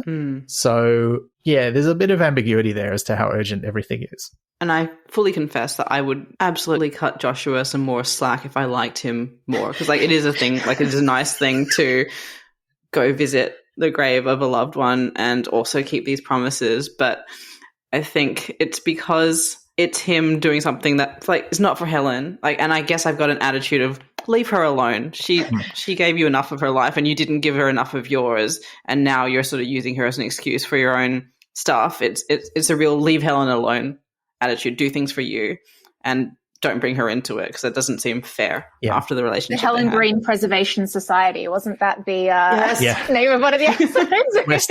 We're still on it. We're still here. Yeah. Even after she's dead. And I mean, Lobsang joins the Helen Green Preservation Society because he shows up, as does Nelson, to meet Joshua when he's at the grave. Having been driven there, there's that weird bit where he stays in a hotel that's run by someone named Green, who might be a distant relative, a third cousin or something, because Green's a pretty common name. I thought that was I was like, why? We don't need that. There's already so few people in these books. I mean, that's not true. There's so many people, but there's from so few families and lineages and groups that we don't need another one who's related to everybody. That was a bit weird. But yeah, they show up to meet him at the grave and Lobsang says, yeah, look, I'm protecting it because they're worried. They have a legit fear that it might be defaced because Helen wanted it to have Rod, her brother's name on it. And he was the one who planted the nuke that blew up Madison. And so, yeah, they have a legit fear that someone might come along and deface it because of that. So Lobsang's hidden it from search results. People can't find it, but he made sure Joshua could find it when he was looking. So I thought that was nice. Yeah. Those little touches are really interesting in Lobsang's characterization, I think. I think they do show that he actually, in his way, he does care about Joshua and about people. He's not, I think he's very much set up as being different from the next. They're both higher intelligences in a certain way, but he does have that humanity that they maybe not entirely lack, but that they struggle with. And little details like that show, that's kind of his, I guess he's an acts of service person. Let's put it that way. He's certainly not a words of, Oh God. I don't want to write another note about how you should not subscribe to the doctrine of love languages, but yeah, I think I get your point for sure. Look, I think this is the point though, where again, the storylines meet up. So I think we need to switch over to the invitation that comes from the stars, the join us that I should have sent to all of you when organizing this. Yeah, that would have been good. I didn't do that though. But this is a message that goes out across the long earth to everybody.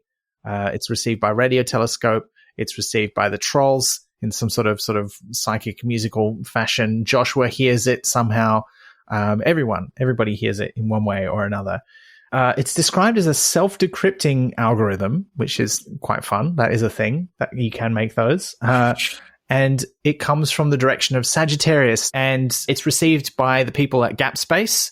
We don't know the people that we're now currently talking to at Gap Space. There's a couple of new characters. In fact, a few. So there's Dev and Lee are our main Gap Space characters. There are a couple of humans who work there. There's also Stella Welch, who is a Next who works there, who I think we have met before. This was a real problem, actually, with this book, is that every now and then they'd talk about a character, and I'd be like, oh, I'm supposed to remember who this is. And then I'd go and look up all my notes for the previous books, and I'm like, no, we've never heard of this person before. It just sounds like it should be someone we've heard before. And I think Stella is one of those. And I Indra think Stella was is one like of that. those. Stan's cousin Indra. I was like, did we ever even know he had cousins in the last book? I don't think so. Yeah. She's like, the family's really proud of him. I'm like, where were you in the last book? There's a lot of new characters to deal with and ones we don't know very well, even if they are returning. But at least they're all talking about confusing stuff, so that's a relief. Yeah. So we've got Dev and Lee and Stella who are at Gap Space. And I need to talk about this. Maggie Kaufman, my favorite. I love her. And she comes back in a big way towards the end of the book, which is great. I'm so glad she was there. She has some of the best lines in the whole book. But she is introduced in chapter 1 as being on her way to the planet where the Earth is a moon orbiting a much bigger planet, where her expedition, they left some people behind to study it and they vanished. And I was like, I want to know what happened to them. And she's on her way to find out. And then she gets called back to Earth to deal with this whole invitation nonsense. And I'm like, oh, but she's going to go back there. Like, they wouldn't mention that in the book and then not do anything with it. And they never go back there. And we have no idea what happened to those people. I was so angry. Cruel and unusual. That was probably one of my biggest complaints about the book, because I think I mentioned in The Long Utopia that one of my pet peeves in The Long Utopia was that fascinated. I was desperately curious about what they'd set up at the end of The Long Mars with that group of disappearing people on that, planet where Earth had been a moon. And it didn't come back in The Long Utopia. And I was like, okay, maybe it'll come back in The Long Cosmos, but I won't get my hopes up. So I'd given up hope. And then right when Maggie appears, it's mentioned. I'm like, oh my God, they're actually paying it off. It's coming back around. And I got my hopes up again and then never again. Not. And at first I was like, okay, it's probably going to come in at the end because this is obviously about them accepting the invitation. Maybe it's something to do with that. It'll be part of the climax. Nope. And it felt like a metaphor for the way this book this series deals with some of its subplots. They'll set up something really interesting and then something more interesting apparently comes along and they'll just turn around and go to that and not mention it again. I was like, this just feels like a metaphor. Yeah. Plenty of sex barge, but no answers to the bigger questions. Yeah. So I was really annoyed about that too, because I still really want to know what happened there. Yeah. Yeah. Because it's clearly got nothing to do with this plot. Right? So, real disappointment. Anyway. Rude, really. Look, I think anyone who's listened to our Long Mars episodes knows how disappointed I am about that. Oh, boy. All right. So, Dev and Lee are two sort of younger Gap Space engineers who I think they talk about how they're kind of grown up in it, right? Their parents worked there. And also, there's a great bit towards the end of the book where people are like, why do you do this? And they're like, what else is there? Like, we could go and build one of these beanstalks, like these, space elevators that are supposed to have transformed life on other Earths, which basically have been abandoned now. Like, that storyline's gone nowhere, so we don't want to be part of that storyline. So we want to be part of this one, the space one, which is what the last book is about. Clearly, that's why we're here. And obviously, they don't know they're in the book, but that's kind of the feeling that it gave. So they become our normal people eye into what's happening with the next scheme, because they become the liaisons between Gap Space and a group of Next, including Roberta Golding, the first Next that we ever met, even before we knew that they were a thing, way back in the Long War. And she and Stella come to the Gap to do some stuff with a radio telescope that the Next have built in the Gap. They've got plans to build an even bigger one out of a thing called the Lump, which is a meteorite or a chunk of the destroyed Earth that they brought back and are mining for resources in that Gap universe so that they can build stuff. And they're like, yeah, okay, we're going to do it. And we think we can build this really quickly. And this is where they drop the bombshell that we have replicating technology that we got from the Silver Beetles. How did they do that? I've got a quick question for you. How is that even possible? The whole world was sealed off and the Beatles never got off it. So when did they do that? A lot of people died for that to happen also. Significant characters. I guess their agents could have gone there knowing about what happened before it got sealed off and have stolen some stuff, but it just seems like such a big deal to drop now. And I agree with Liz that it felt weird because half the point, the climax of The Long Utopia was that it is too dangerous to let these beetles be out in the world. Yeah. Sacrifices were made. Stan, who they idolize as a kind of messiah, gave his life in order to make sure that technology did not get out and hurt more people. And then it turns out that whole subplot was essentially in this series so that they could use the technology in the next book. Yeah, just got what they wanted anyway. It's very weird. It also seems a bit unnecessary because they talk about matter printing technology that humans have developed on their own. And in fact, there's a whole bit, like there's a couple of aside chapters, which we'll get to in a minute because it's part of the next plan, but where weird stuff happens on the Earth. And one of them happens like many, many years before this. And it's about a matter printing like device that goes wrong. And so they clearly got quite sophisticated matter printer technology already. And it's arguable they don't need the Silver Beetle's technology to develop what they describe in this book, The Next Having, which is basically Star Trek style replicators that can make anything out of anything else.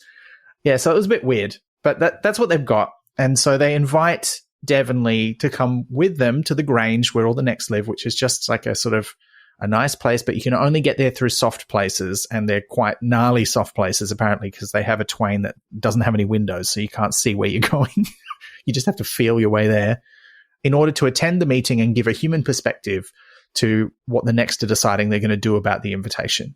And they reveal in the meeting that the invitation is not just join us, it's also, and here's how, with a whole bunch of technical information that they kind of talk about in various chapters, as we've alluded to. And they kind of are making a decision about, are we going to do it? Because in the instructions are the plans to build a thing, and the thing is enormous. And they, quite annoyingly, they don't give it a name until much later in the book. So I'd come up with a name for it, and then I had to change it. I was just calling it the device with a capital D because we didn't know what it was. Like, was it a craft? Was it it turns out, no, it's not a craft. And they're trying to figure out, are we going to build it or are we not? They come to a fairly quick decision. And they talk about how the Next are very good at coming to sort of big picture decisions quite quickly, but then the sort of tactical level, like what's our actual next step stuff, they disagree about a lot. And that's when we meet a couple of characters who are not in the book very much, but they sort of have an impact, which is Ruby and Ronald, who are the two lollipops. I don't even like saying that. It's so gross. But these are two Next who've been genetically engineered using DNA taken from a particular species of elves that Joshua actually encounters in the first book, who have huge heads and therefore very big brains. And they are born, or even before they're born, they have the ability to step. And because they've got such big heads, they couldn't be born in the normal way. So they just step out of their parents. And the Next have gone, maybe that's how we can make ourselves smarter. And so they got some volunteers, and they've genetically engineered these two people who have to be carried around on beds and fed by drips. They keep talking about how they look quite healthy. But no one really, Dev and Lee are a bit like, this is weird and a bit, I don't know how we feel about this, but they don't say anything. And then later on when they come back, Joshua and Lob saying like, this is gross, right? This is not okay that they've done this to people. But they seem fine.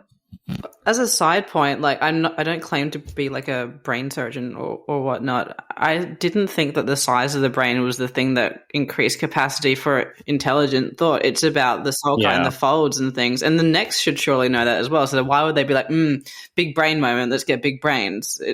Yeah, that was my first question when that came up. I was like, is that scientifically viable? I thought it was disproven generations ago that the size of the brain has nothing to do with its capacity. Why are you, it felt again almost like a bit of an old school sci-fi reference, like, these images of like aliens and beings that have giant heads in order to kind of show their metaphorical intelligence. Because scientifically, I was like, I'm pretty sure that's not how it works. I think there's an element where if all other things are equal, a bigger brain can be more intelligent, but it's not the size that is the primary factor, right? It's the amount of connections that it can make. Yeah. And so presuming that they have human-style brains, a bigger human-style brain, I mean, I'm reaching here. I also was like, this does feel very 1950s sci-fi. Makes no sense. Yeah. But everyone's like, they're so smart. We let them help us make the final decisions about stuff. And Indra, who we are introduced to in this same scene, introduced, is Stanberg's cousin, and she sort of hangs out with them. That seems to be her job. It's not really clear why, but she does. Because she's also smart, isn't it? It's like, so all the smart people glom together. Oh, yeah, that's true. She's meant to be like top tier Next because she's a bit younger. I don't know if they say how old she is. I think she's like 19 or something, but she's, one of the next generation. Tops all their tests. Is like... Yeah. And they sort of go, okay, what do you two think? And they also make some jokes. Dev and Lee are like, are you making a joke right now? And they're like, yeah, we are. And then they ask them their opinion. And Dev's like, well, we're kind of in two minds. Like I'm an optimist, but the two ways that this could go. And actually he says this to Roberta, but then she tells the others. The two ways this could go the contact way, where it's like friendly aliens and it's all fine, or it could go the A for Andromeda way, which is we carry out the instructions the aliens have sent us and it all goes horribly wrong for us. And Roberta's like, yeah, we should take those books into account, which they do, a little literally, and in fact seem to have already done. Yeah. Because Roberta also reveals in this scene that the Next have been seeding memes or ideas as stories into the human population to prepare them for this moment. And the way that it's talked about in this stage makes it sound like they're doing it to culturally prepare humans for what's about to happen next. But that's not really how it's worked. And it's also not clear how long they've been doing this for. It can't have been long because the invitation's only just come in, right? And this book takes place over a little bit more than a year. Well, about a year and a half, actually. Yeah. And they've put these messages out that have become viral on the outernet, which is like the long earth equivalent of the internet. And I don't know, I want to talk about this a little bit because it just did not make sense for me. Like there was this idea that it's like cultural ideas that will prepare humanity for what is going to happen. But then that's not what it is. It's specifically some messages that have a coded meaning. If somebody decodes it and contacts us, we know there's someone smart enough to help us out in this project. Yes, and so you get an 11-year-old boy who can make bolts. Like that seems like a lot of effort for that. I mean, I loved him. He was a great character. Jan or Jan for his name? Jan. I wonder if maybe it's meant to be both. Like maybe they were already doing this as part of their kind of long-term plan for humanity. And then when the invitation came through, they sort of adjusted the messages they were putting out in the world to kind of like become part of this project. I might be giving too much credit there, but like that would probably be my sort of headcanon on how it worked. Yeah, I think for me, this was the one bit of the plot. Like I thought the rest of the plot kind of worked, like as much as some of it was, skipped too quickly. But this one bit, I was just like, it seems like you had two different ideas here and they don't quite gel together. Like either you're sending out a secret code so you can find the smart people who can help you, or you are seeding ideas into humanity to change their culture. But then the stories that they're sending out are not new stories that they've made up. They're real stories that actually happened, that they are just sort of making more popular. And that sort of goes against what we have learned up to this point about the Next as a group as well, because that they have been quite insular right up until the end of this novel, where things obviously change for them because they have that moment of realization. But up until this point, humanity is a means to an end. They help them with labor and the ability to do things. And I mean, they say there's a lot more of you than there are of us, but there's no sense that they feel the need to manipulate the people they call dim bulbs, because why would they care to a certain extent? They've literally built a community that exists, to the exclusion of the others. So I agree. It didn't quite ring true for me. Yeah. I'm not sure why they would be preparing to begin with. As an aside, the stories that they were spreading were interesting, but when they first talked about spreading memes, I'm not going to lie, I was like, are the Next using cat has cheeseburger to like subliminally get through to the masses? Like, what do you mean by memes here? Like, I did do a double thing. Yeah. I was like, I don't think they quite knew the meaning of that word when they used it, because memes and stories are not necessarily the same thing. No, they do use the word memeplex later on. And look, no one from like 2015 onwards is using the word meme the way you're using the word meme. Like it doesn't mean that anymore. You might want it to because you've read like Susan Blackmore's book about memes, but it doesn't. No. Well, I'm glad it wasn't just me who was confused by that, because like I did like how they brought in Jan as a character, like, but I also didn't quite understand how he fit in with the overall plan or like how that call really worked, because like he uncoded it. He figured out that the worlds aligned with the numbers of pi all had significance, and he visited them systematically. Like he's a 10-year-old boy who turns 11 in the course of this story, who lives in the same home that Joshua did, and he shows sort of great aptitude for things, and he starts collecting stories and writing these all down, and he sort of figures it all out, and eventually he gets recruited onto this project as well, and he's making bolts. But yeah, I don't quite understand how the stories themselves would have fit into preparing humans for this new future either, because there's like one about, I enjoyed reading the stories. Like they're all sort of like short stories spinning off from this, which was quite nice. Like there's one about a woman who could see into other worlds on either side while her body wasn't physically catching up, and there was a sort of a wistful, sad element to it, how she'd be able to see her kids but not be in the same space as them. And then there was one about a cue ball planet, which didn't really seem to have a story. It was just like, hello, we are here. It's from the first voyage. And anyway, goodbye to that. It's also the third time we've heard that story. Yeah. What was the other one? I remember I liked it. What was it?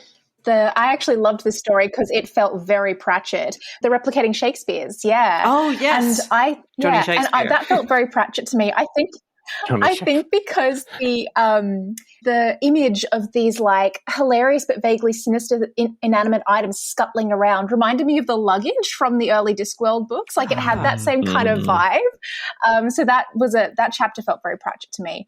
But yeah, I really liked that story, and it did feel relevant in the sense that it was very much part of this theme of replication, which came through in that story, in the Silver Beetles, and also there was that excerpt from a biography near the end of the book where a scientist was talking about why they think the long earth exists, and there was this kind of almost throwaway line about how it's to do with it's the combination of like uncertainty and something else I can't recall, but they talked about how it's like the world imagination. Yeah, that's right. And they talked about how it's like the long worlds are self-replicating, and that's why they are so infinite and why they depend on having sapient beings in them. It's because they are replicating like this technology that we're seeing elsewhere. I thought that was an interesting parallel, but I don't know that it was explored in a lot of detail. Yeah. As much as I don't think the whole meme thing quite worked for me, I did enjoy that they'd given us the first of these stories before we found out that's what the next was doing. So it did feel a bit like, oh, you've done this on me as well, because you've given me the cue ball story. Again, but like, well, the cue ball story is not the first one. The Damaged Woman, which I thought was a terrible name to give to this poor woman who's having this sort of weird vision stepping instead of physically stepping. I don't think she needed that kind of title. They could have just called her by her name, because they do give her a name.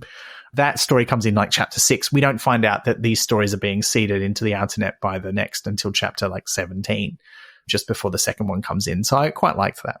But yeah, otherwise I was a bit like, but Johnny Shakespeare, what a great story. I loved that so much. And the pun, the taming of the goo. I loved that. Yes. Oh, yeah. But again, that was a chapter where the guy who's helping him, I was like, oh, that must be a character from a previous book. If he is, I didn't find him. I might have to go back and look at the first book, but yeah, I don't know who this guy is. I liked him. I was like, great, can't wait to see more of him. Nope. Yeah. Never again. Never again. But anyway, yeah, so Jan decodes this. And also it's a real simple code. And it's, as Jan himself says, it's the same thing from Contact, right? The numbers are just the worlds that align with the various significant figure roundings of pi. So there's Earth West 3, 31, 314, 3141, etc. And he only has to go 2 worlds and send out a radio signal before Roberta Golding picks him up and is like, hey, yeah, you decoded our code. Well done, 10-year-old kid. Come and feed trash into a matter converter to make bolts. An unskilled job that doesn't need someone with your skills to do. Like, what? Yeah. It doesn't make sense. It's an entry-level position, Ben. He's got to work his way up. No, it's so he can be cute later. Like, I think it's just so that we have a stake in this character, so that when something happens right near the end, we're like, great, good, next generation, all of this stuff. Like, I think it was a clumsy way of giving him a backstory and a way of being in this. I have a question at this point, because we've mentioned it a few times. Why do you think they went so hard specifically on Contact? Do you think it's just because they're like, this is a great parallel, or they'd written it and then someone was like, hey, this is actually a lot like Contact, and then you retroactively go back in and be like, references? Because the author's note at the end, I think, sort of leans me towards the second one a little bit, but I don't know. Well, I thought the author's note was just that somebody said, hey, you know that the character from Contact like clearly lives in Madison, Wisconsin, where you've set all these books, right?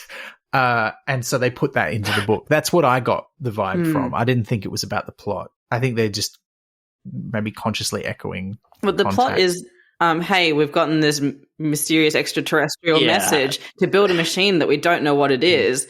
Should we build it or not? People are protesting it. We want to do it. So like that whole thread is like the plot of Contact. So sure, but it's also a common. Yeah, like it's not like an unheard of thing. Because as Dev points out, it's also the plot of A for Andromeda, right? So, but they don't go hard on A for Andromeda. They like mention it once and then they sort of let it go. Whereas Contact is like mentioned in Jan's early story. Contact's mentioned throughout. Like, so I was just curious. Maybe that's meant to be because Contact represents like the positive Contact story, because he raises it as, is it going to be Contact or is it going to be A for Andromeda? So if they're leading into Contact, maybe that's their way of being like, when they do eventually make Contact, it's going to be the good one. Yeah. Yeah. Interesting. I like that framing of it more in my head, because that sort of rescues it a little bit for me. The references in this book and Contact is one I think the most referenced, but they are a lot more obvious in this book rather than in the previous ones where you didn't have to say the name, you didn't have to say the quiet bit out loud. But in this one, the Contact bit, I was like, oh, it's like Contact. And then it was mentioned multiple times, and I thought, oh, yeah, it is like Contact. It's actually a lot like Contact. Like maybe it's a little too much. That was not like a Contact. good. They over lampshaded. They drew your attention to it when they should have been like, don't look over here. We'll just, tra-la. They got real do a shot every time they mentioned Contact. Yeah. Yeah. I also found kind of where it ends up didn't feel like a great revelation. It's like, Joshua says to Lob saying, you figured all this out 40 years ago. And I'm like, yeah, that's 100% correct. Like all the things that happen in this book have been heavily foreshadowed, and all the ways that stepping works, we already kind of know. Yeah. This is just confirming it for the characters, stuff that we already know. And so it didn't feel terribly satisfying when we get there, because as it turns out, and I think we can just sort of talk about this quite simply, they're building this massive machine that is incredibly big, so big it covers like half of America when Maggie turns up to investigate it and see what's going on a world that is very far away from the datum. It's 7 digits worth of pi away, right? Is where it is. And it's just covering the Earth. And when they see the diagrams, it's like a spherical thing. And, I think you're meant to assume, as I did, that they're building some sort of pod or spacecraft, but actually they're just building it on the surface of an Earth. So it's just following the curvature of the Earth, and that's why it's so big. And it's made out of this special material that they're replicating according to the instructions, which is incredibly dense computational stuff that like 1 gram of it can do 10 times as much data storage and interpretation as like the entire computing capacity of the human species. Yeah. And you're like, this is crazy. And what they're building, and they eventually call it the Thinker, which is a bit of a giveaway, is that they know what it's going to do, is that it is thinking on a higher level that allows them to step in a different way, because stepping is linked to how we think. And so somehow that lets them step north and south, which means they don't step along the chain of Earth's east and west. They step in a way that sort of warps them through space and presumably to another universe as well, and go to a whole other planet directly. And eventually there's a mission that does that, involving Indra as the pilot, because she's got special stepping abilities, being Stanberg's cousin. These books do lean a lot on, in order to do something, you need to be the cousin of somebody else who's good at it, which is a bit like, it's very Star Warsy, We're leaning on fantasy tropes a lot more than we are on science fiction at this point. To get plot elements resolved. This is the chosen ones all together on this mission. So it's Indra. You've got Devon Lee along as like the space wonks who know how the space capsule they're going in works. And then you've got Maggie as the captain, and Maggie sort of turns up and takes over the whole operation, and you're like, good. I don't trust anyone else to be in charge of this. And then they also take along Sancho the troll, and Joshua is going, of course, and Lobsang, and Jan stows away, which was nice. I really liked when he turned up. I was like, oh, good. I thought I'd just forgotten you. Just making more bolts. Yeah, that was cute. The way he turned up was really cute as well. Yeah, he just pipes up and goes, we should keep going north. And they're like, who's down there? Who said that? Although the idea that they could have this like incredible piece of technology that's been looked over by so many people, and then someone can just stow away under the back seat. It's like, really? You didn't have, like, it seemed very easy for him to get on there. And again, Maggie lampshades that. She's going, I'm going to have a word to my military security who are guarding the spaceship that the future of humanity hinges on, right? And Lobsang's like, the reason my technology didn't pick him up is because he was already in here. Don't think too hard about it. Oh, no. Just before we get to their voyage, I do want to talk about a couple of things that happen along the way, because Maggie has the tour and finds out how big this project is. Like, so many people are involved. Like, the Next are in charge of it, and they're paying for it with money they've made from inventing amazing things and selling those things to human entrepreneurs, and then also contracting big companies to make the big bits, and then building everything else here and using the few worlds around it to get resources from. It's this massive operation, and there's non-humans there as well. And Snowy turns up, the beagle, who travel with Maggie, and he's there for like one moment to go, "Hello, I'm here," and that's literally all he does. What? Why? Well, it has series finale energy. This book, like they do have a lot of like just popping in, like bye, like all the actors are coming back. Yeah, I definitely got that vibe. There were just cameos from so many people. Yeah, but it's a book. Like, you don't have to pay them. Yeah, exactly. Even like when we couldn't afford them for the role. When Monica Jansen came back in that flashback, my first thought was, "Oh, Ben's going to be happy because you missed her from the earlier books." But they were just bringing back all these people we hadn't seen for like 3 books for cameos. So it definitely, I agree, Liz. It had a very grand finale vibes. And I did enjoy seeing Monica, but I didn't mention her when we talked about that chapter because literally she's only there to be part of one of these stories that is like a weird thing happened on one of these pie planets once. And that's it. I will give a shout out to the fact that they end up calling this world where they're building the Thinker Apple Pie. I liked that. Yeah, that was cute. Maggie Kaufman didn't like that though. No, and I respect her decision. But it was cute. It's fun. We should also say one other important plot thing that happens before they go on their voyage is that Douglas Black has turned up. We remember Douglas Black, tech millionaire, billionaire, who established like old rich people can live longer on the far earths somewhere. That doesn't work out for him, but he has lived longer, even if no one else wants to go there because they're scared of radiation.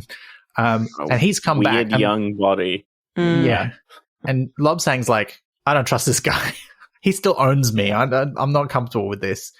And he has turned out to have made a pact with this guy, Martin from the Humble, who are this faction of Next who claim to follow the teachings of Stan Berg. But as Indra says, no, they don't actually care about anyone. They're just, first of all, bored and they want a way to manipulate people. So they've started this cult. And secondly, they don't like this project because they like being the smartest people in the room. And they're worried that if we go out into wherever we're going next, we're going to find smarter people than them. So they don't want it to happen. And they've basically bribed Douglas Black and said, you're going to make some of the complicated bits that are going to go into the last manual building of the Thinker, because at this stage, it's also starting to build itself.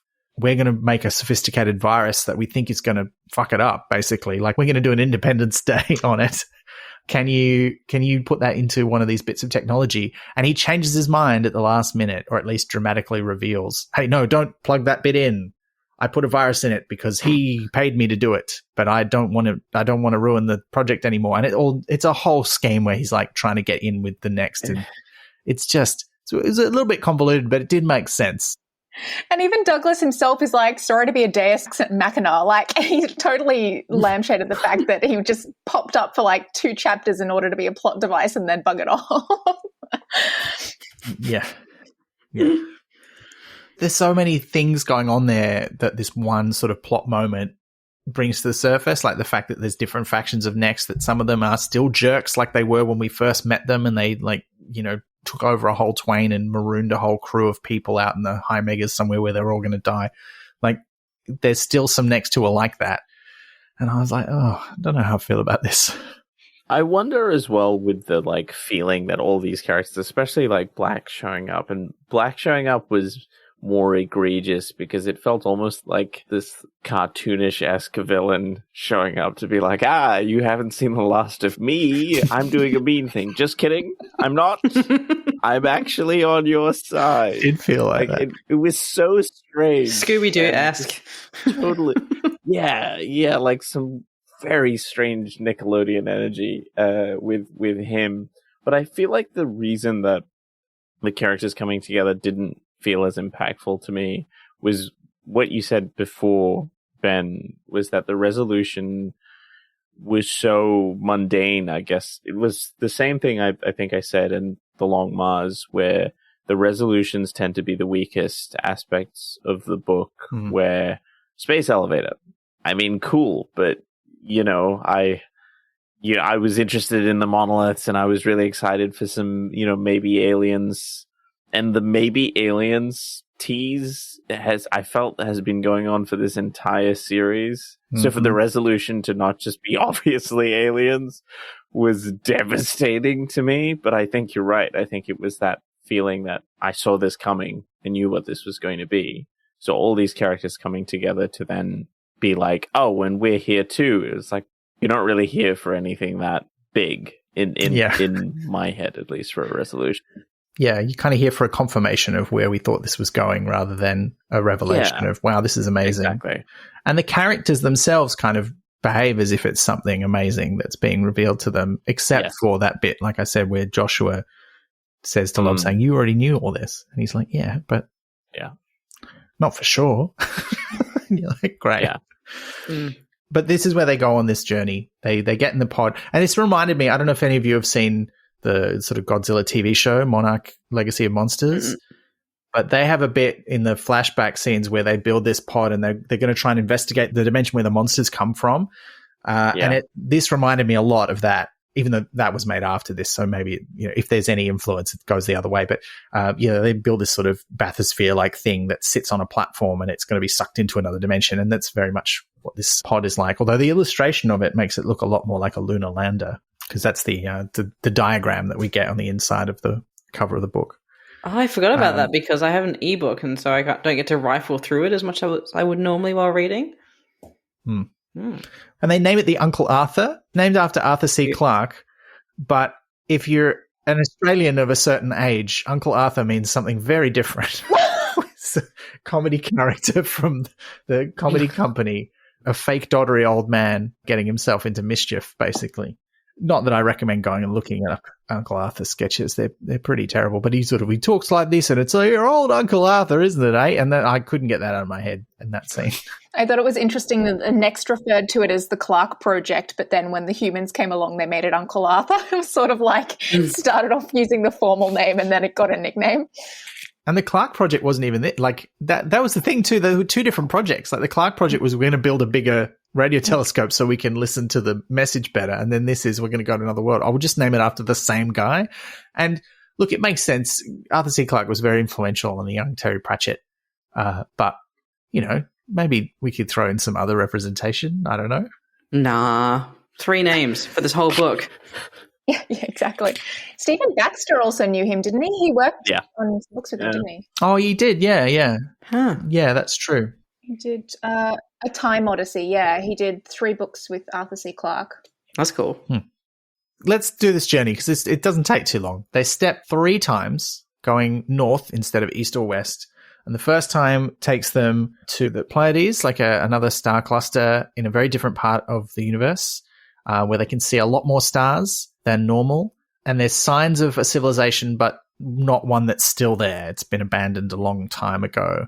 And they try stepping east and west on that world, and it does work. So they're like, okay, well, there must have been some intelligent life here because we've established that that's what causes long worlds to form, imagination and uncertainty that we were talking about earlier, that's been expressed in different ways throughout the series.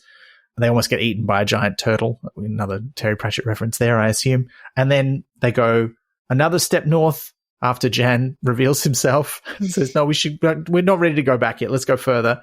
So they go north again and they end up on a planet near the center of the galaxy, near a black hole. And they can see the remnants of a shell around a gas giant, which this is where they're all theorizing. And Maggie, towards the end, is like, oh, this is great. More theorizing. My science officers would have you for lunch over this. You need more evidence. But there's this shell around a planet, and they're like, looks like some people used to live on the inside of this shell, but it's now been abandoned. And so they step one more time, and they end up on a watery planet where something pushes them up towards the surface. And they're like, hey, that wasn't us. It was, Lobsang and Joshua are like, we thought we'd come here to try and find Troy because it seems like the Traversers have probably got some kind of invitation as well. Do you think it could be a Traverser? And it is. This is where they've all come to. So this is the world where they stop. Some of them play on the beach while the others go inland for a bit of an investigation. They find there is some life here, but it looks like the local conditions means there are frequent mass extinctions. So there's no intelligent life here right now. Although there were some really cool, weird, fuzzy blue starfish creatures, which I thought were very cool. It reminded me of the crab planet from the Long Mars. Yes. Nice to see some crabs coming back. I mean, that's how I imagined the replicating Shakespeare bookmaking devices, because I think they're described as being crab-like as well, because they can move around by themselves. They get over the hill and they find 5 monoliths that are exactly like the ones that Sally found on Mars in the Long Mars, and they have the same kind of writing, but it says different things. And they're like, okay, well, maybe if we haven't been able to figure out in the 25 years since they found those other ones what they said. So maybe if we put these together, we'll figure out what it means, and that'll help us out. I reckon the 10-year-old could figure it out. Like, that's his whole thing. Yeah, that's true. He's good with codes and symbols. Which turns out to mean he knows pi to 7 digits. But anyway, but then before they can really do anything else with that information, it turns out the Traverses have come back, and one of them opens up, and Troy and his mum come out. And I love, this is like Lucille, which is his mum's name, gets this one scene where Joshua and Lobsang, who haven't met them before, are like, hey, so you don't know us, but Nelson sent us to find you. And she's like, you took your time. That's her one kind of contribution. And so then they go back home and they take Troy with them. Weren't there a bunch of other men left behind when the Traverser stepped? So, like, all of their families are also still, like, in the sex barge? Yeah, and they say they're going to find a way to get them home, I think. I was just kind of like, well, Nelson gets his family, but everyone else can just, like, stay here. Well, I mean, yeah, they did say they will get them home somehow, but they haven't done it yet. So who knows? Hopefully they will. Yeah. But yeah, they go home and they talk about it, and they talk about, what does this mean? Like, yeah, it works. But also, again, it's stuff that we kind of already knew about how the Long Earth works. But there is this nice new metaphor for how the Long Earth works with the scheme that you were talking about earlier, Deanne, where it's a bunch of chains of worlds, but they're all kind of tangled around each other at the heart of the galaxy, and you can sort of jump between them in different ways. Effectively, it's a Stargate, although you're going to other worlds in other universes, so it's a little bit different. But it's effectively a Stargate kind of thing. And they haven't found any intelligent aliens yet, but maybe they will. And so they decide before they join this galactic club, as they put it, that they're being invited to join, they better organize their own backyard and get all of the intelligent species from the Long Earth together first. Which is kind of where the book ends. The only kind of things that happen after that are that they take Troy back to visit Nelson. And when Joshua's granddaughter is born, and I don't know how I feel about this last chapter, they just leave her alone on Earth by herself deliberately to recreate what happened to him. And then he pops up to pick her up and says, hi, Helen, because of course they've named her Helen, and then takes her home. That is a weird way to end this series. I mean, it's a bookend because it's how it started, but still. Is that what happened, or did she, like, step while being born? Was how I read it, like Joshua did. Yeah, that's also how I read it, that she was a natural step. And he went to go fetch her and bring her back. Yeah. I couldn't tell. Yeah, I was really curious about whether, because if they did it deliberately, then that feels like treating the baby like an experiment. I'm like, don't abandon a newborn on a planet. Particularly given that Joshua's often found it to be a bit of a curse. Like, why would he knowingly try to recreate that in the next generation? But if it was an accident like it was with Joshua, I find that interesting because he's the only other person we know of that happening to it. It's not like it's a common thing for natural steppers to, like, step out the minute they're born. So, yeah, there wasn't really an explanation for why. We just sort of had this image of the baby alone on this world, which, as you say, Ben, it was a bookend. And I thought emotionally it was very poignant. Like, it was quite a beautiful way to end it in that regard. But it's sort of when you look past that at why it was happening and how it kind of fed in with the whole story of Joshua's journey, and it was a bit of an odd way to end it. I think I see what they were trying to do there. And like I said, I think it was poignant, but not entirely sure how I feel about it. Because I think I read it as deliberate because he doesn't seem worried. He just turns up and gets her. And also, he didn't step when he was born. His mother did accidentally, and then stepped back accidentally, and then stepped back to get him, still not really knowing what she was doing because she didn't know she was a natural stepper. He couldn't step when he was a newborn baby. So, yeah, that's how I read it. But again, it's one of those things that the more you think about it, the less sense it makes, because presumably he's being born somewhere where Rod and Sophia live, and they live in a band of worlds that they freely step between all the time. So why would one of them be empty? So it's not clear what's going on there if you think about it too much. But I agree, emotionally, it kind of works as a bookend-y ending. Yeah, and the next generation and all of that. But it was very undercut for me also by, like, the real corny naming. Like, I was just kind of like that. That sort of drowned out the rest of the section for me. Like, Helen, Sophia, Valienté. It's like grandmother, mother, last name.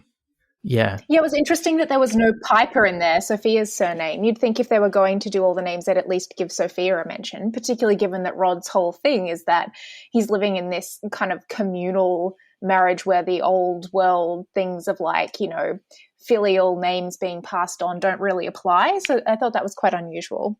It's just very, like, it seems like the longer the plots in this book go, the more socially regressive each society becomes. Yeah. Yeah, a bit like it's not quite to that extent. It's a bit like Shades of Grey with the leap backs. You know, well, next bunch of us will be simpler. It'll be better. You're like, will it? I don't know. But like, yeah, it's just the further out they go, the more they sort of revert to gender roles, all of that sort of stuff. Like, and even like, again, as we talked about a little while ago, Rod and Sophia, who have a more progressive way of living and new plan kind of thing. It sounds like in that year between the first confrontation with Joshua and him coming to find him, there's been a lot of like, it's not even clear if there's still like a chain marriage or anything like that. They've decided to go to sort of like a conventional one-on-one relationship where they have a kid. And it feels like all of the chains sort of do that. Not like that specific thing, but they just sort of, I agree. I thought it was interesting that their whole thing was that those rules don't apply. And then as soon as they decided that they did want to have a kid, even the fact that they decided they want to have a kid of their own, as opposed to like looking after other children in the kind of the commune that they're in, that sort of falls back on this idea that, you know, like your adopted kids aren't your real kids. It's got to be your biological kids. Like I felt like there was a little bit of that belief going on, and then being like, okay, now we have to like reconnect with the family and all this stuff. Like I didn't dislike the idea that they wanted to reconcile because a child was on the way or anything. I thought that was quite sweet, but I agree with you, Liz, that it did feel like it sort of, the more they drilled into that, the more it felt like this seemingly very progressive new way of life that Rod was quite protective of at the start of the book sort of fell by the wayside as soon as this opportunity for something a bit more traditional and nuclear presented itself. And look, this is a theme that I think I've talked about previously with these books, is that they're very good at imagining certain things like future technology and weird ways that society might change based on what they're talking about. But in many ways, there's no social progress.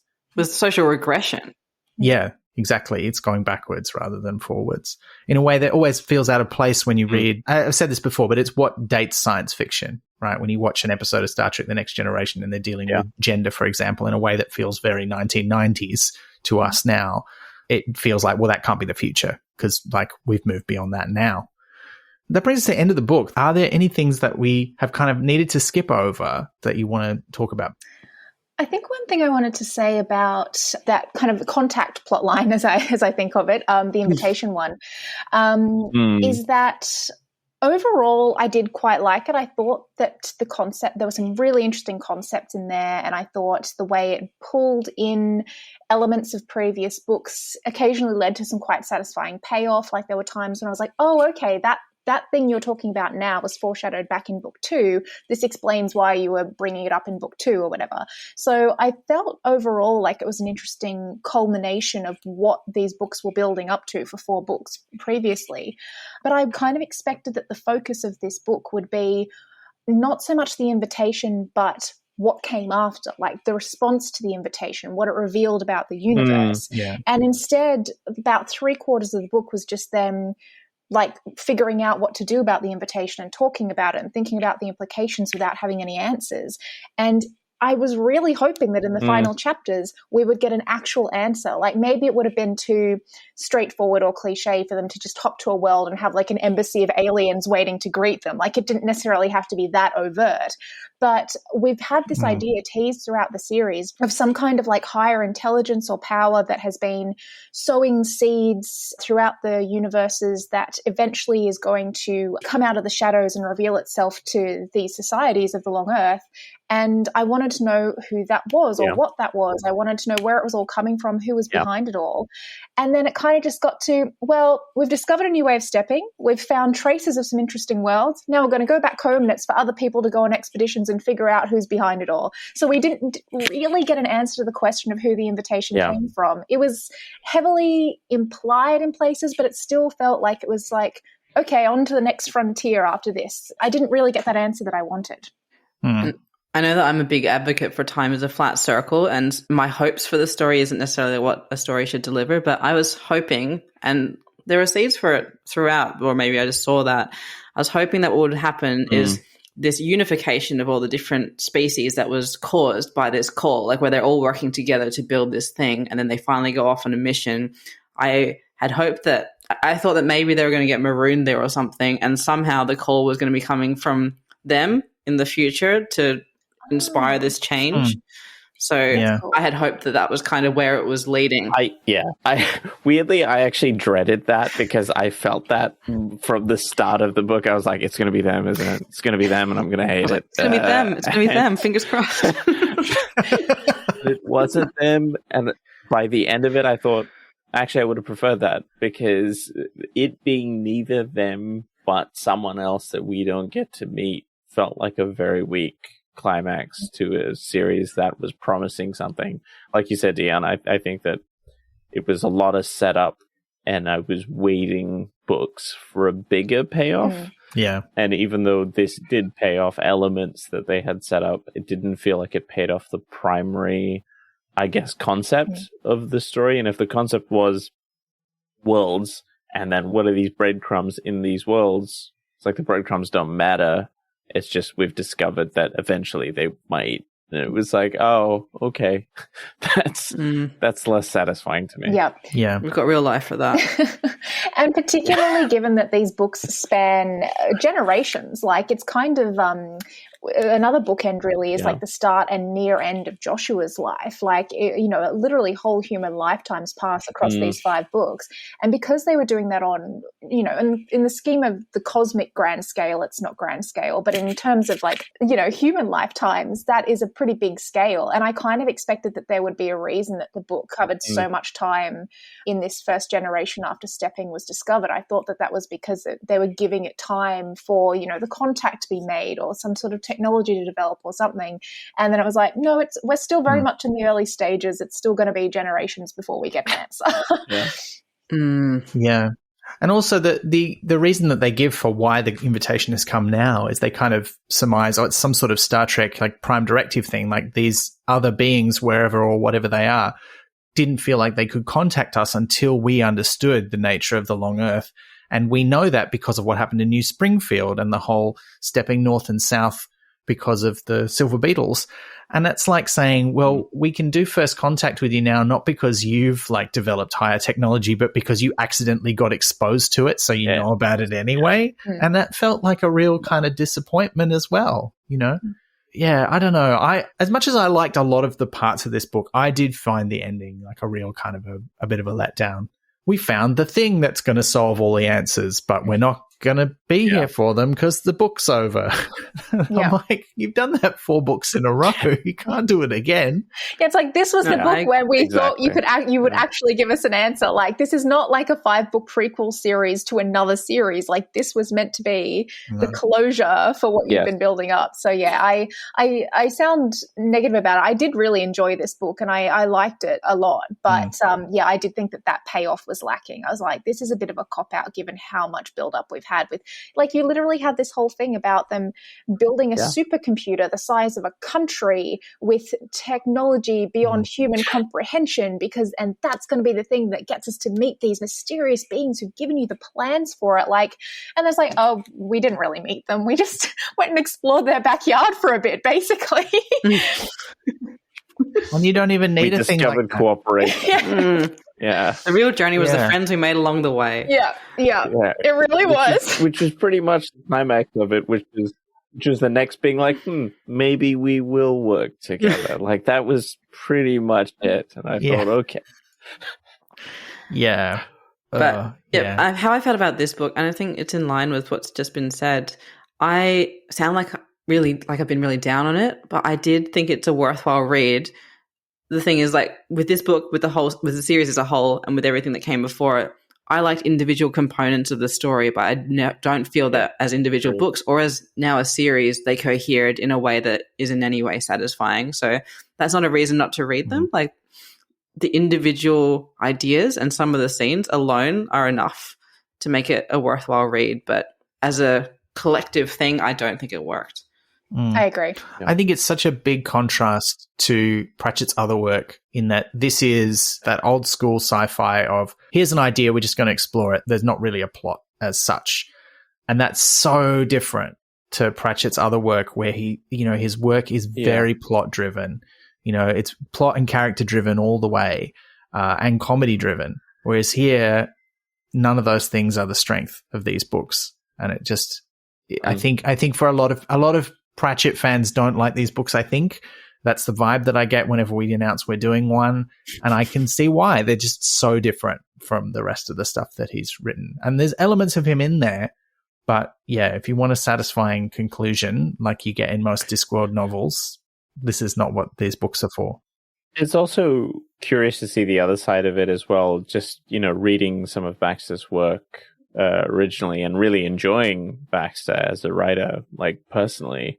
Like, I think his Zealey series is incredible because I love his depictions of aliens and alien life forms, and I particularly love the impact that he does generationally. It's kind of like Foundation in that way, where it's like the spans of time.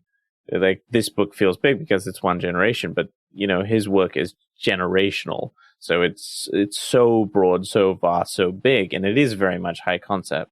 So to me, this book series felt like an unhappy medium of between the two of, let's do one generation, make the interpersonal relationships not that satisfying, but enough of it that it detracts from the big scale. So it's like, and I think for me, that was the struggle of the worst of both worlds. Exactly. It's like, I want more of either of these two things, but not necessarily the combination as they currently stand. So I agree with you, Liz, that it's a series that I would still say is good and you can enjoy bits to it, but as a competent whole, I don't think it holds up. I think I said in a previous episode that my sort of alternate name for this series in my head is The Long Game, because that's what the authors were playing. And I do feel like that really comes out, like when you look at it as a 5-book series and you look at it almost as like one enormous book, I think it succeeds in a lot of its outcomes. But if you look at it as 5 books telling a bigger story, there are times when the pacing is so uneven, or when there's too much of one thing or not enough of another. And obviously we've been looking at them book by book as well, which is probably why that we really feel that and it's highlighted for us. And I think if someone were, ever reading them sort of in one go, I mean, that'd be a bit of a slog, but, theoretically, if someone wanted to read them all sort of books 1 to 5 in one go and get that big picture story, I think it would probably come out a lot better in the wash, I think. But when you look at it book to book, it really highlights the fact that this is a big scale story. Yeah. Before we get to our listener questions, are there any favorite bits or really great bits you want to relate to everyone? Because I think there are, as much as, we're all, I think, a little bit to varying degrees disappointed by this book, I still had a good time, particularly in some sections. And there were some great exchanges. I can kick us off with one from near the end when Jan and the others get out of the pod on the final planet that they go to, where they meet the Traversers again.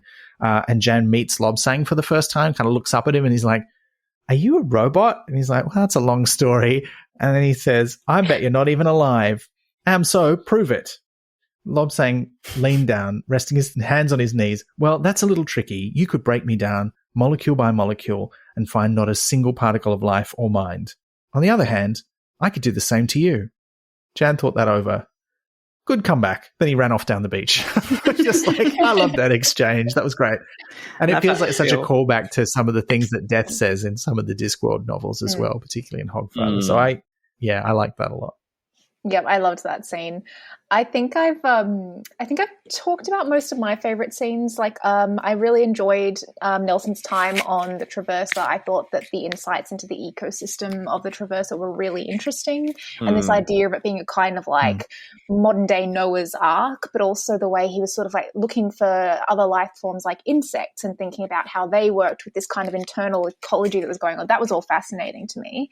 Obviously, any of the bits where they were like traveling around interesting worlds, I really enjoyed Joshua's sabbatical mostly because of that. And yeah, the big trees, I think I mentioned before how much I loved the big trees world, and just that concept of this world among the treetops that was just so epic in scale. That was fascinating to me. Yeah. I think for me, the final bit when we see Sancho in that scene where he goes, they discuss, at least it smells better in here, But just before that scene, it's contrasted so well with him being like, the song is sad here. And I loved that description. I loved how that was one of the few moments in the story that really hit me. And I was like, that was earned because it was set up really well. And he's a really good character in one sense. And so when he says that, it was a really good scene all around. It's not a specific line, but that scene in general is depicted really beautifully. And just a great visual as well, because, they come to this world, which is Earthwest 3141, if I remember rightly, which has been devastated by radiation from a supernova. And that's why it's sad there. And he basically just, in my head, I saw it as him going like, my people need me. And he's got the silver cape on him. And he just sort of, he's got the cape. Because they describe him as like tucking one hand over his head and then sort of rolling out the door. And I'm like, it's a superhero exit. I love that. And I agree. That was such a great scene and really paid off stuff from earlier in the book. Yep. I really enjoyed the sabbatical, like not the sabbatical itself, but like the area that he was in, because I feel like we got a really good sense of that world and it was interesting and we got to spend a bit of time there and unpeel its layers a bit. It also had the trolls. I really like getting that glimpse into troll society and also just getting to know a handful of them quite well. But my favorite part of that world was the monster running out of the water with his 2 sickles. With his scythe hands, like a Pokemon. Yeah, that's become one of my favorites thanks to that image. Because he just like sprints out of the water and he's like, "Here I am, behold."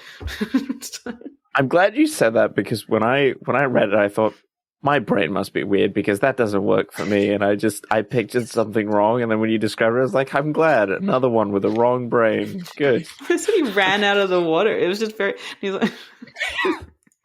Full sprint, standing up. Yeah. We should get to some listener questions, Liz. We did get a few good ones. I think we've kind of answered the first one that came in already. So this one came from Sven via Discord, and David from Discord also wanted to know this. How are we feeling now that it's over?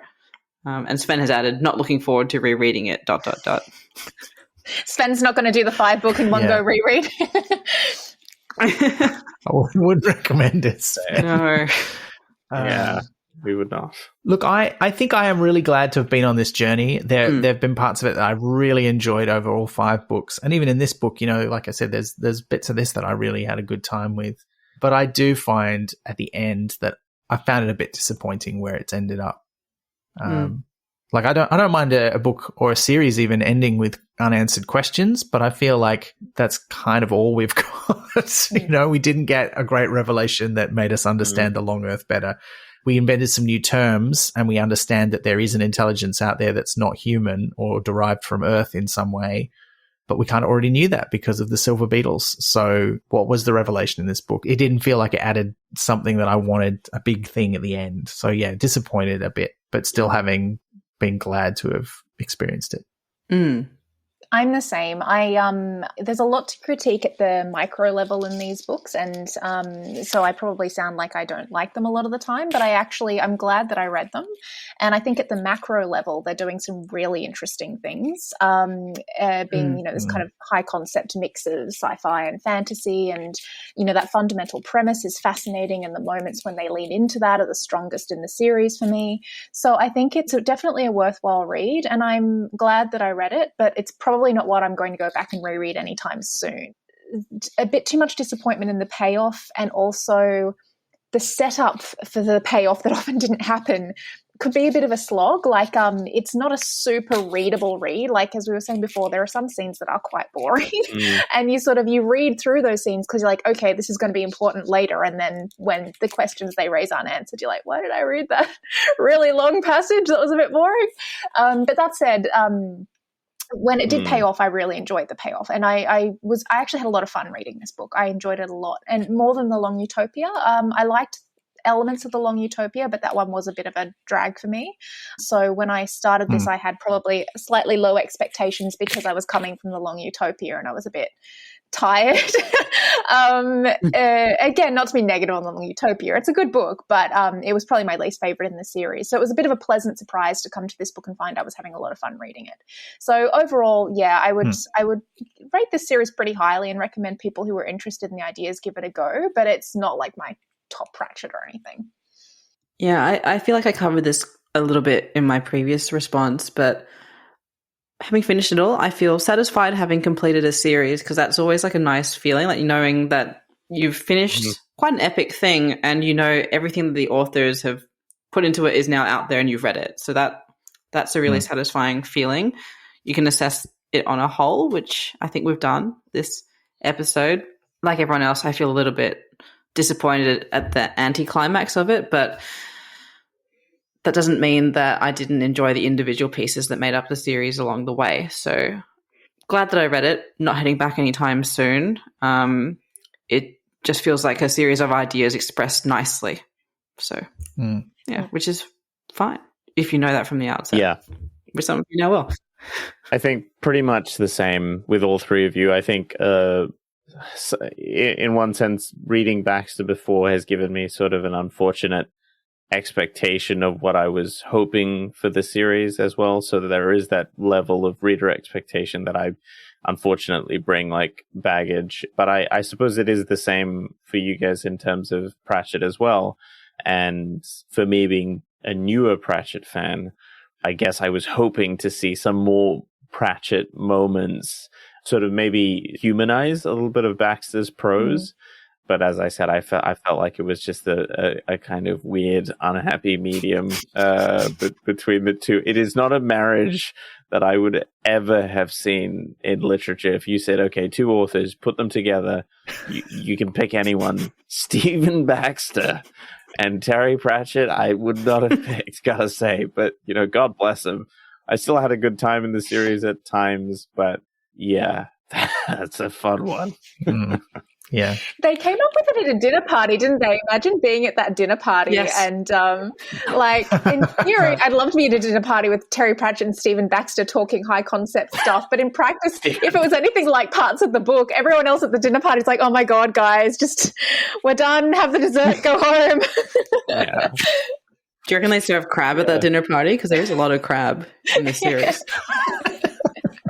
Maybe. It was at a convention, so probably not. That sounds expensive. But do you know what just occurred to me is that I'm comparing this to The Good Place in my head a little bit.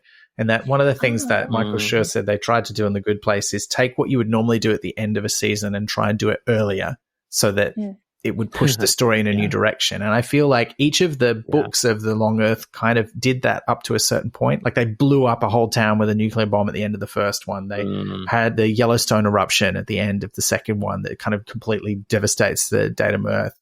And then they have the Long Mars kind of has something similar that I can't quite remember what it was at the time because it wasn't as epic, but they had some big thing happen. And then in this book, it felt like they left the big thing not even until the end of the book, but later. Whereas, what big thing? Sorry. Yeah. Like, I feel like, I feel like, if what had happened in between the two books was humans had figured out how to step north and south, then we would have had a whole book about them exploring other worlds and trying to meet the aliens. And maybe it would have ended with them finally meeting an intelligence that wasn't Earth-based. And that might have been a big moment and a nice moment to end on. But also, again, like I said, I didn't come here for space aliens. I came here for weird alternate Earths. Yeah. It's really interesting that you mentioned The Good Place, actually, Ben, because I love that show. And the thing I always say is its great strength is, again, it's playing the long game. Like, I like the individual episodes of The Good Place and the individual seasons, but I think to really appreciate what that show is doing, you have to stick with it from start to finish because they had a story they wanted to tell across, I think it's 4 seasons, and they told it. And if you came in at the wrong parts or if you only watched part of it, the show would be very lacking for you because you'd be missing a lot of the stuff that it's all leading up to. But if you put in the effort to watch it start to finish, the payoff is so good. Like, I love the finish of The Good Place because it felt like they were really building to the story they wanted to tell, and they succeeded in doing that. And I think it's a great example of what you can do with like kind of modern day streaming television style writing, as opposed to like sort of the more old school episodic writing. And so, I think that's a really interesting comparison for this book series. All right. So our next question comes from Joel via Discord. So, Liz, does this book contain a satisfactory amount of cosmos? No. I mean, they go to the Pleiades and they go to the center of the galaxy and then they go to a part of... what percentage of the book was that?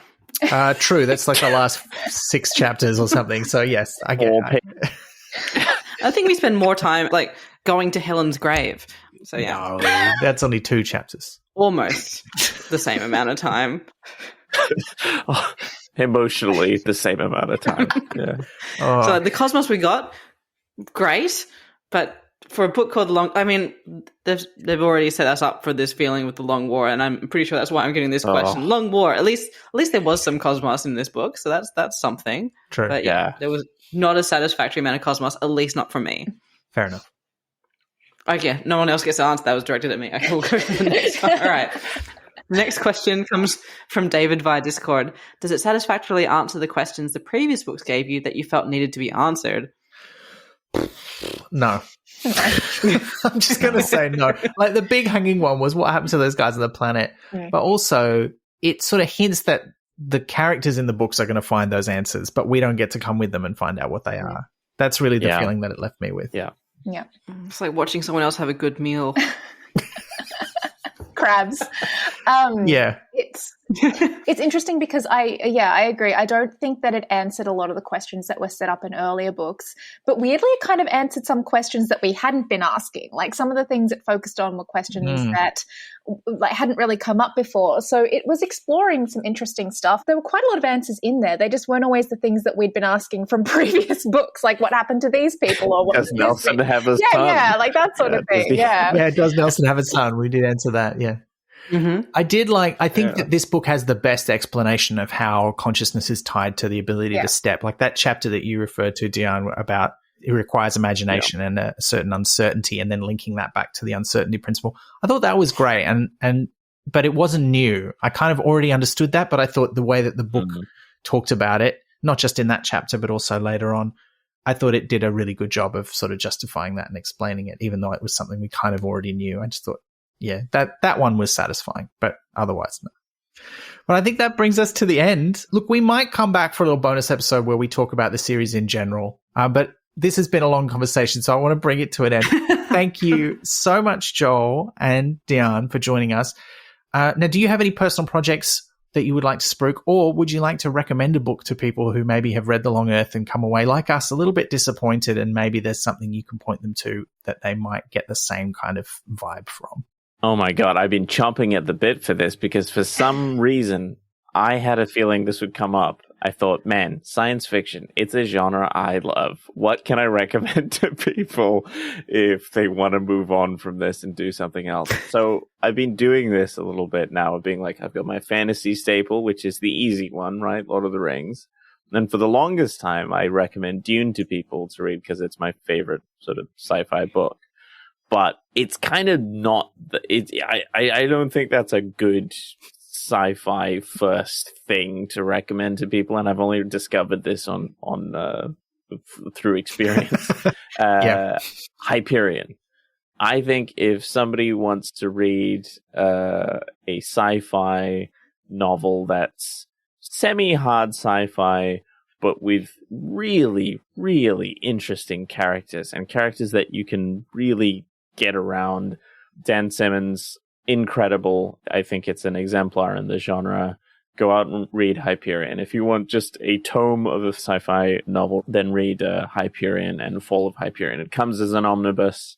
It's kind of a singular novel, even though it's split up in halves. But yeah, that's my recommend. As for personal projects, it's just personal writing for the most part for now. But watch this space and go read Hyperion. And Deanne? Yeah, as Joel said, mostly personal projects at the moment, so I don't have anything specific to spruik. In terms of recommendations, I am repeating myself because I recommended this on the Long Utopia episode as well. But if people have read this series and liked some of the concepts but come away a little disappointed and want to try a different sort of hard sci-fi, try The Murderbot Diaries by Martha Wells. It's science fiction. It's very character-driven. They're quite short. They're kind of the opposite of Hyperion. Like, they're little novellas as opposed to a big tome. There are quite a few in the series, but they're quite quick reads. I really love them because I love the characters. In some ways, it's quite high concept. It deals a lot with questions about sort of humanity and autonomy, because the character is a sort of robot-human hybrid who was owned by a corporation who exploited it. And so it's kind of coming to terms with what it means to be like a free being after basically living as a corporate slave and that sort of thing. So it's got some quite big ideas in it, but at its heart, it's just like a really warm, funny story about this robot feeling its feelings and not liking the fact that it has feelings, and taking refuge in like watching bad TV, and like despite itself becoming really close with a group of humans who become its found family. And it's always just kind of like, it's really protective of its humans, and it's always just like, can you guys please just stop putting yourselves in danger and let me watch my soap operas? It's just a really fun series. And so I think if people have read The Long Earth and want something that's maybe like a little more focused on the characterization, which we have found can be lacking, I think this is a good way out of that. Bit of a rebound read, maybe. And as mentioned in the Long Utopia episode, we hear from a lot of listeners that they really like the Murderbot Diaries. So, listener, if you have not tried them, a lot of other Pratchett fans also recommend. So that's a solid recommend. That brings us to the end. Thank you both so much. It's a delight to have you here. And maybe we'll talk a bit more about The Long Earth, just to tie off some loose ends in a way that maybe the series didn't. And a big thank you, of course, to you two, listener, for sticking with us through this long episode. It would have been even longer, but we managed to cut some things out, including a couple of really great questions that we took a long time to answer. We will be releasing those as bonus bits for our subscribers. If you'd like to hear them, you can subscribe too. All you need to do is go to our website at pratchettpodcast.com, check out the Support Us page, and look for the options there. If you're an existing subscriber, thank you. You make it possible for us to make this show without any ads, without selling our soul to Douglas Black or his equivalent. And even if you're not a subscriber, we still appreciate each and every one of you who listens to the show. You can support us without spending any money, just by telling other people about us. We'll, of course, be back next month in August, when our plan, if all goes well, is to bring you our special live episode recorded at the Australian Discworld Convention in Adelaide on the 12th of July. We'll be discussing Pratchett's short fiction Death and What Comes Next, with guests Tansy Rayner Roberts and Karen J. Carlisle. We'll also be taking general questions from the audience, but if you can't be there, send yours in ASAP using the hashtag Pratchett79. But that really is it from us and from the Long Earth series, unless we do find the time to make that wrap-up episode of the whole series. If that's something you'd like to hear, please do let us know. You can contact us via email at chat@pratchettpodcast.com or in all the usual places on social media. But until next time, remember to join us. You've been listening to Pratchett, the monthly Terry Pratchett Book Club podcast with Pratchetters Elizabeth Flux, Ben McKenzie, that's me, and guests Joel Martin and Deanne Sheldon-Collins. Pratchett is produced and edited by me on the unceded land of the Wurundjeri people of the Kulin Nation. Our music is by David Ashton. We're on social media as Pratchett or Pratchett Podcast, and you can listen to past episodes and support the production of new ones via pratchettpodcast.com. Join the conversation for this episode using the hashtag Pratchett78. Pratchett is brought to you by Splendid Chaps Productions. We make entertainment for your ears, like the Doctor Who podcast Splendid Chaps and time travel comedy series Night Terrace. To find out more, visit splendidchaps.com.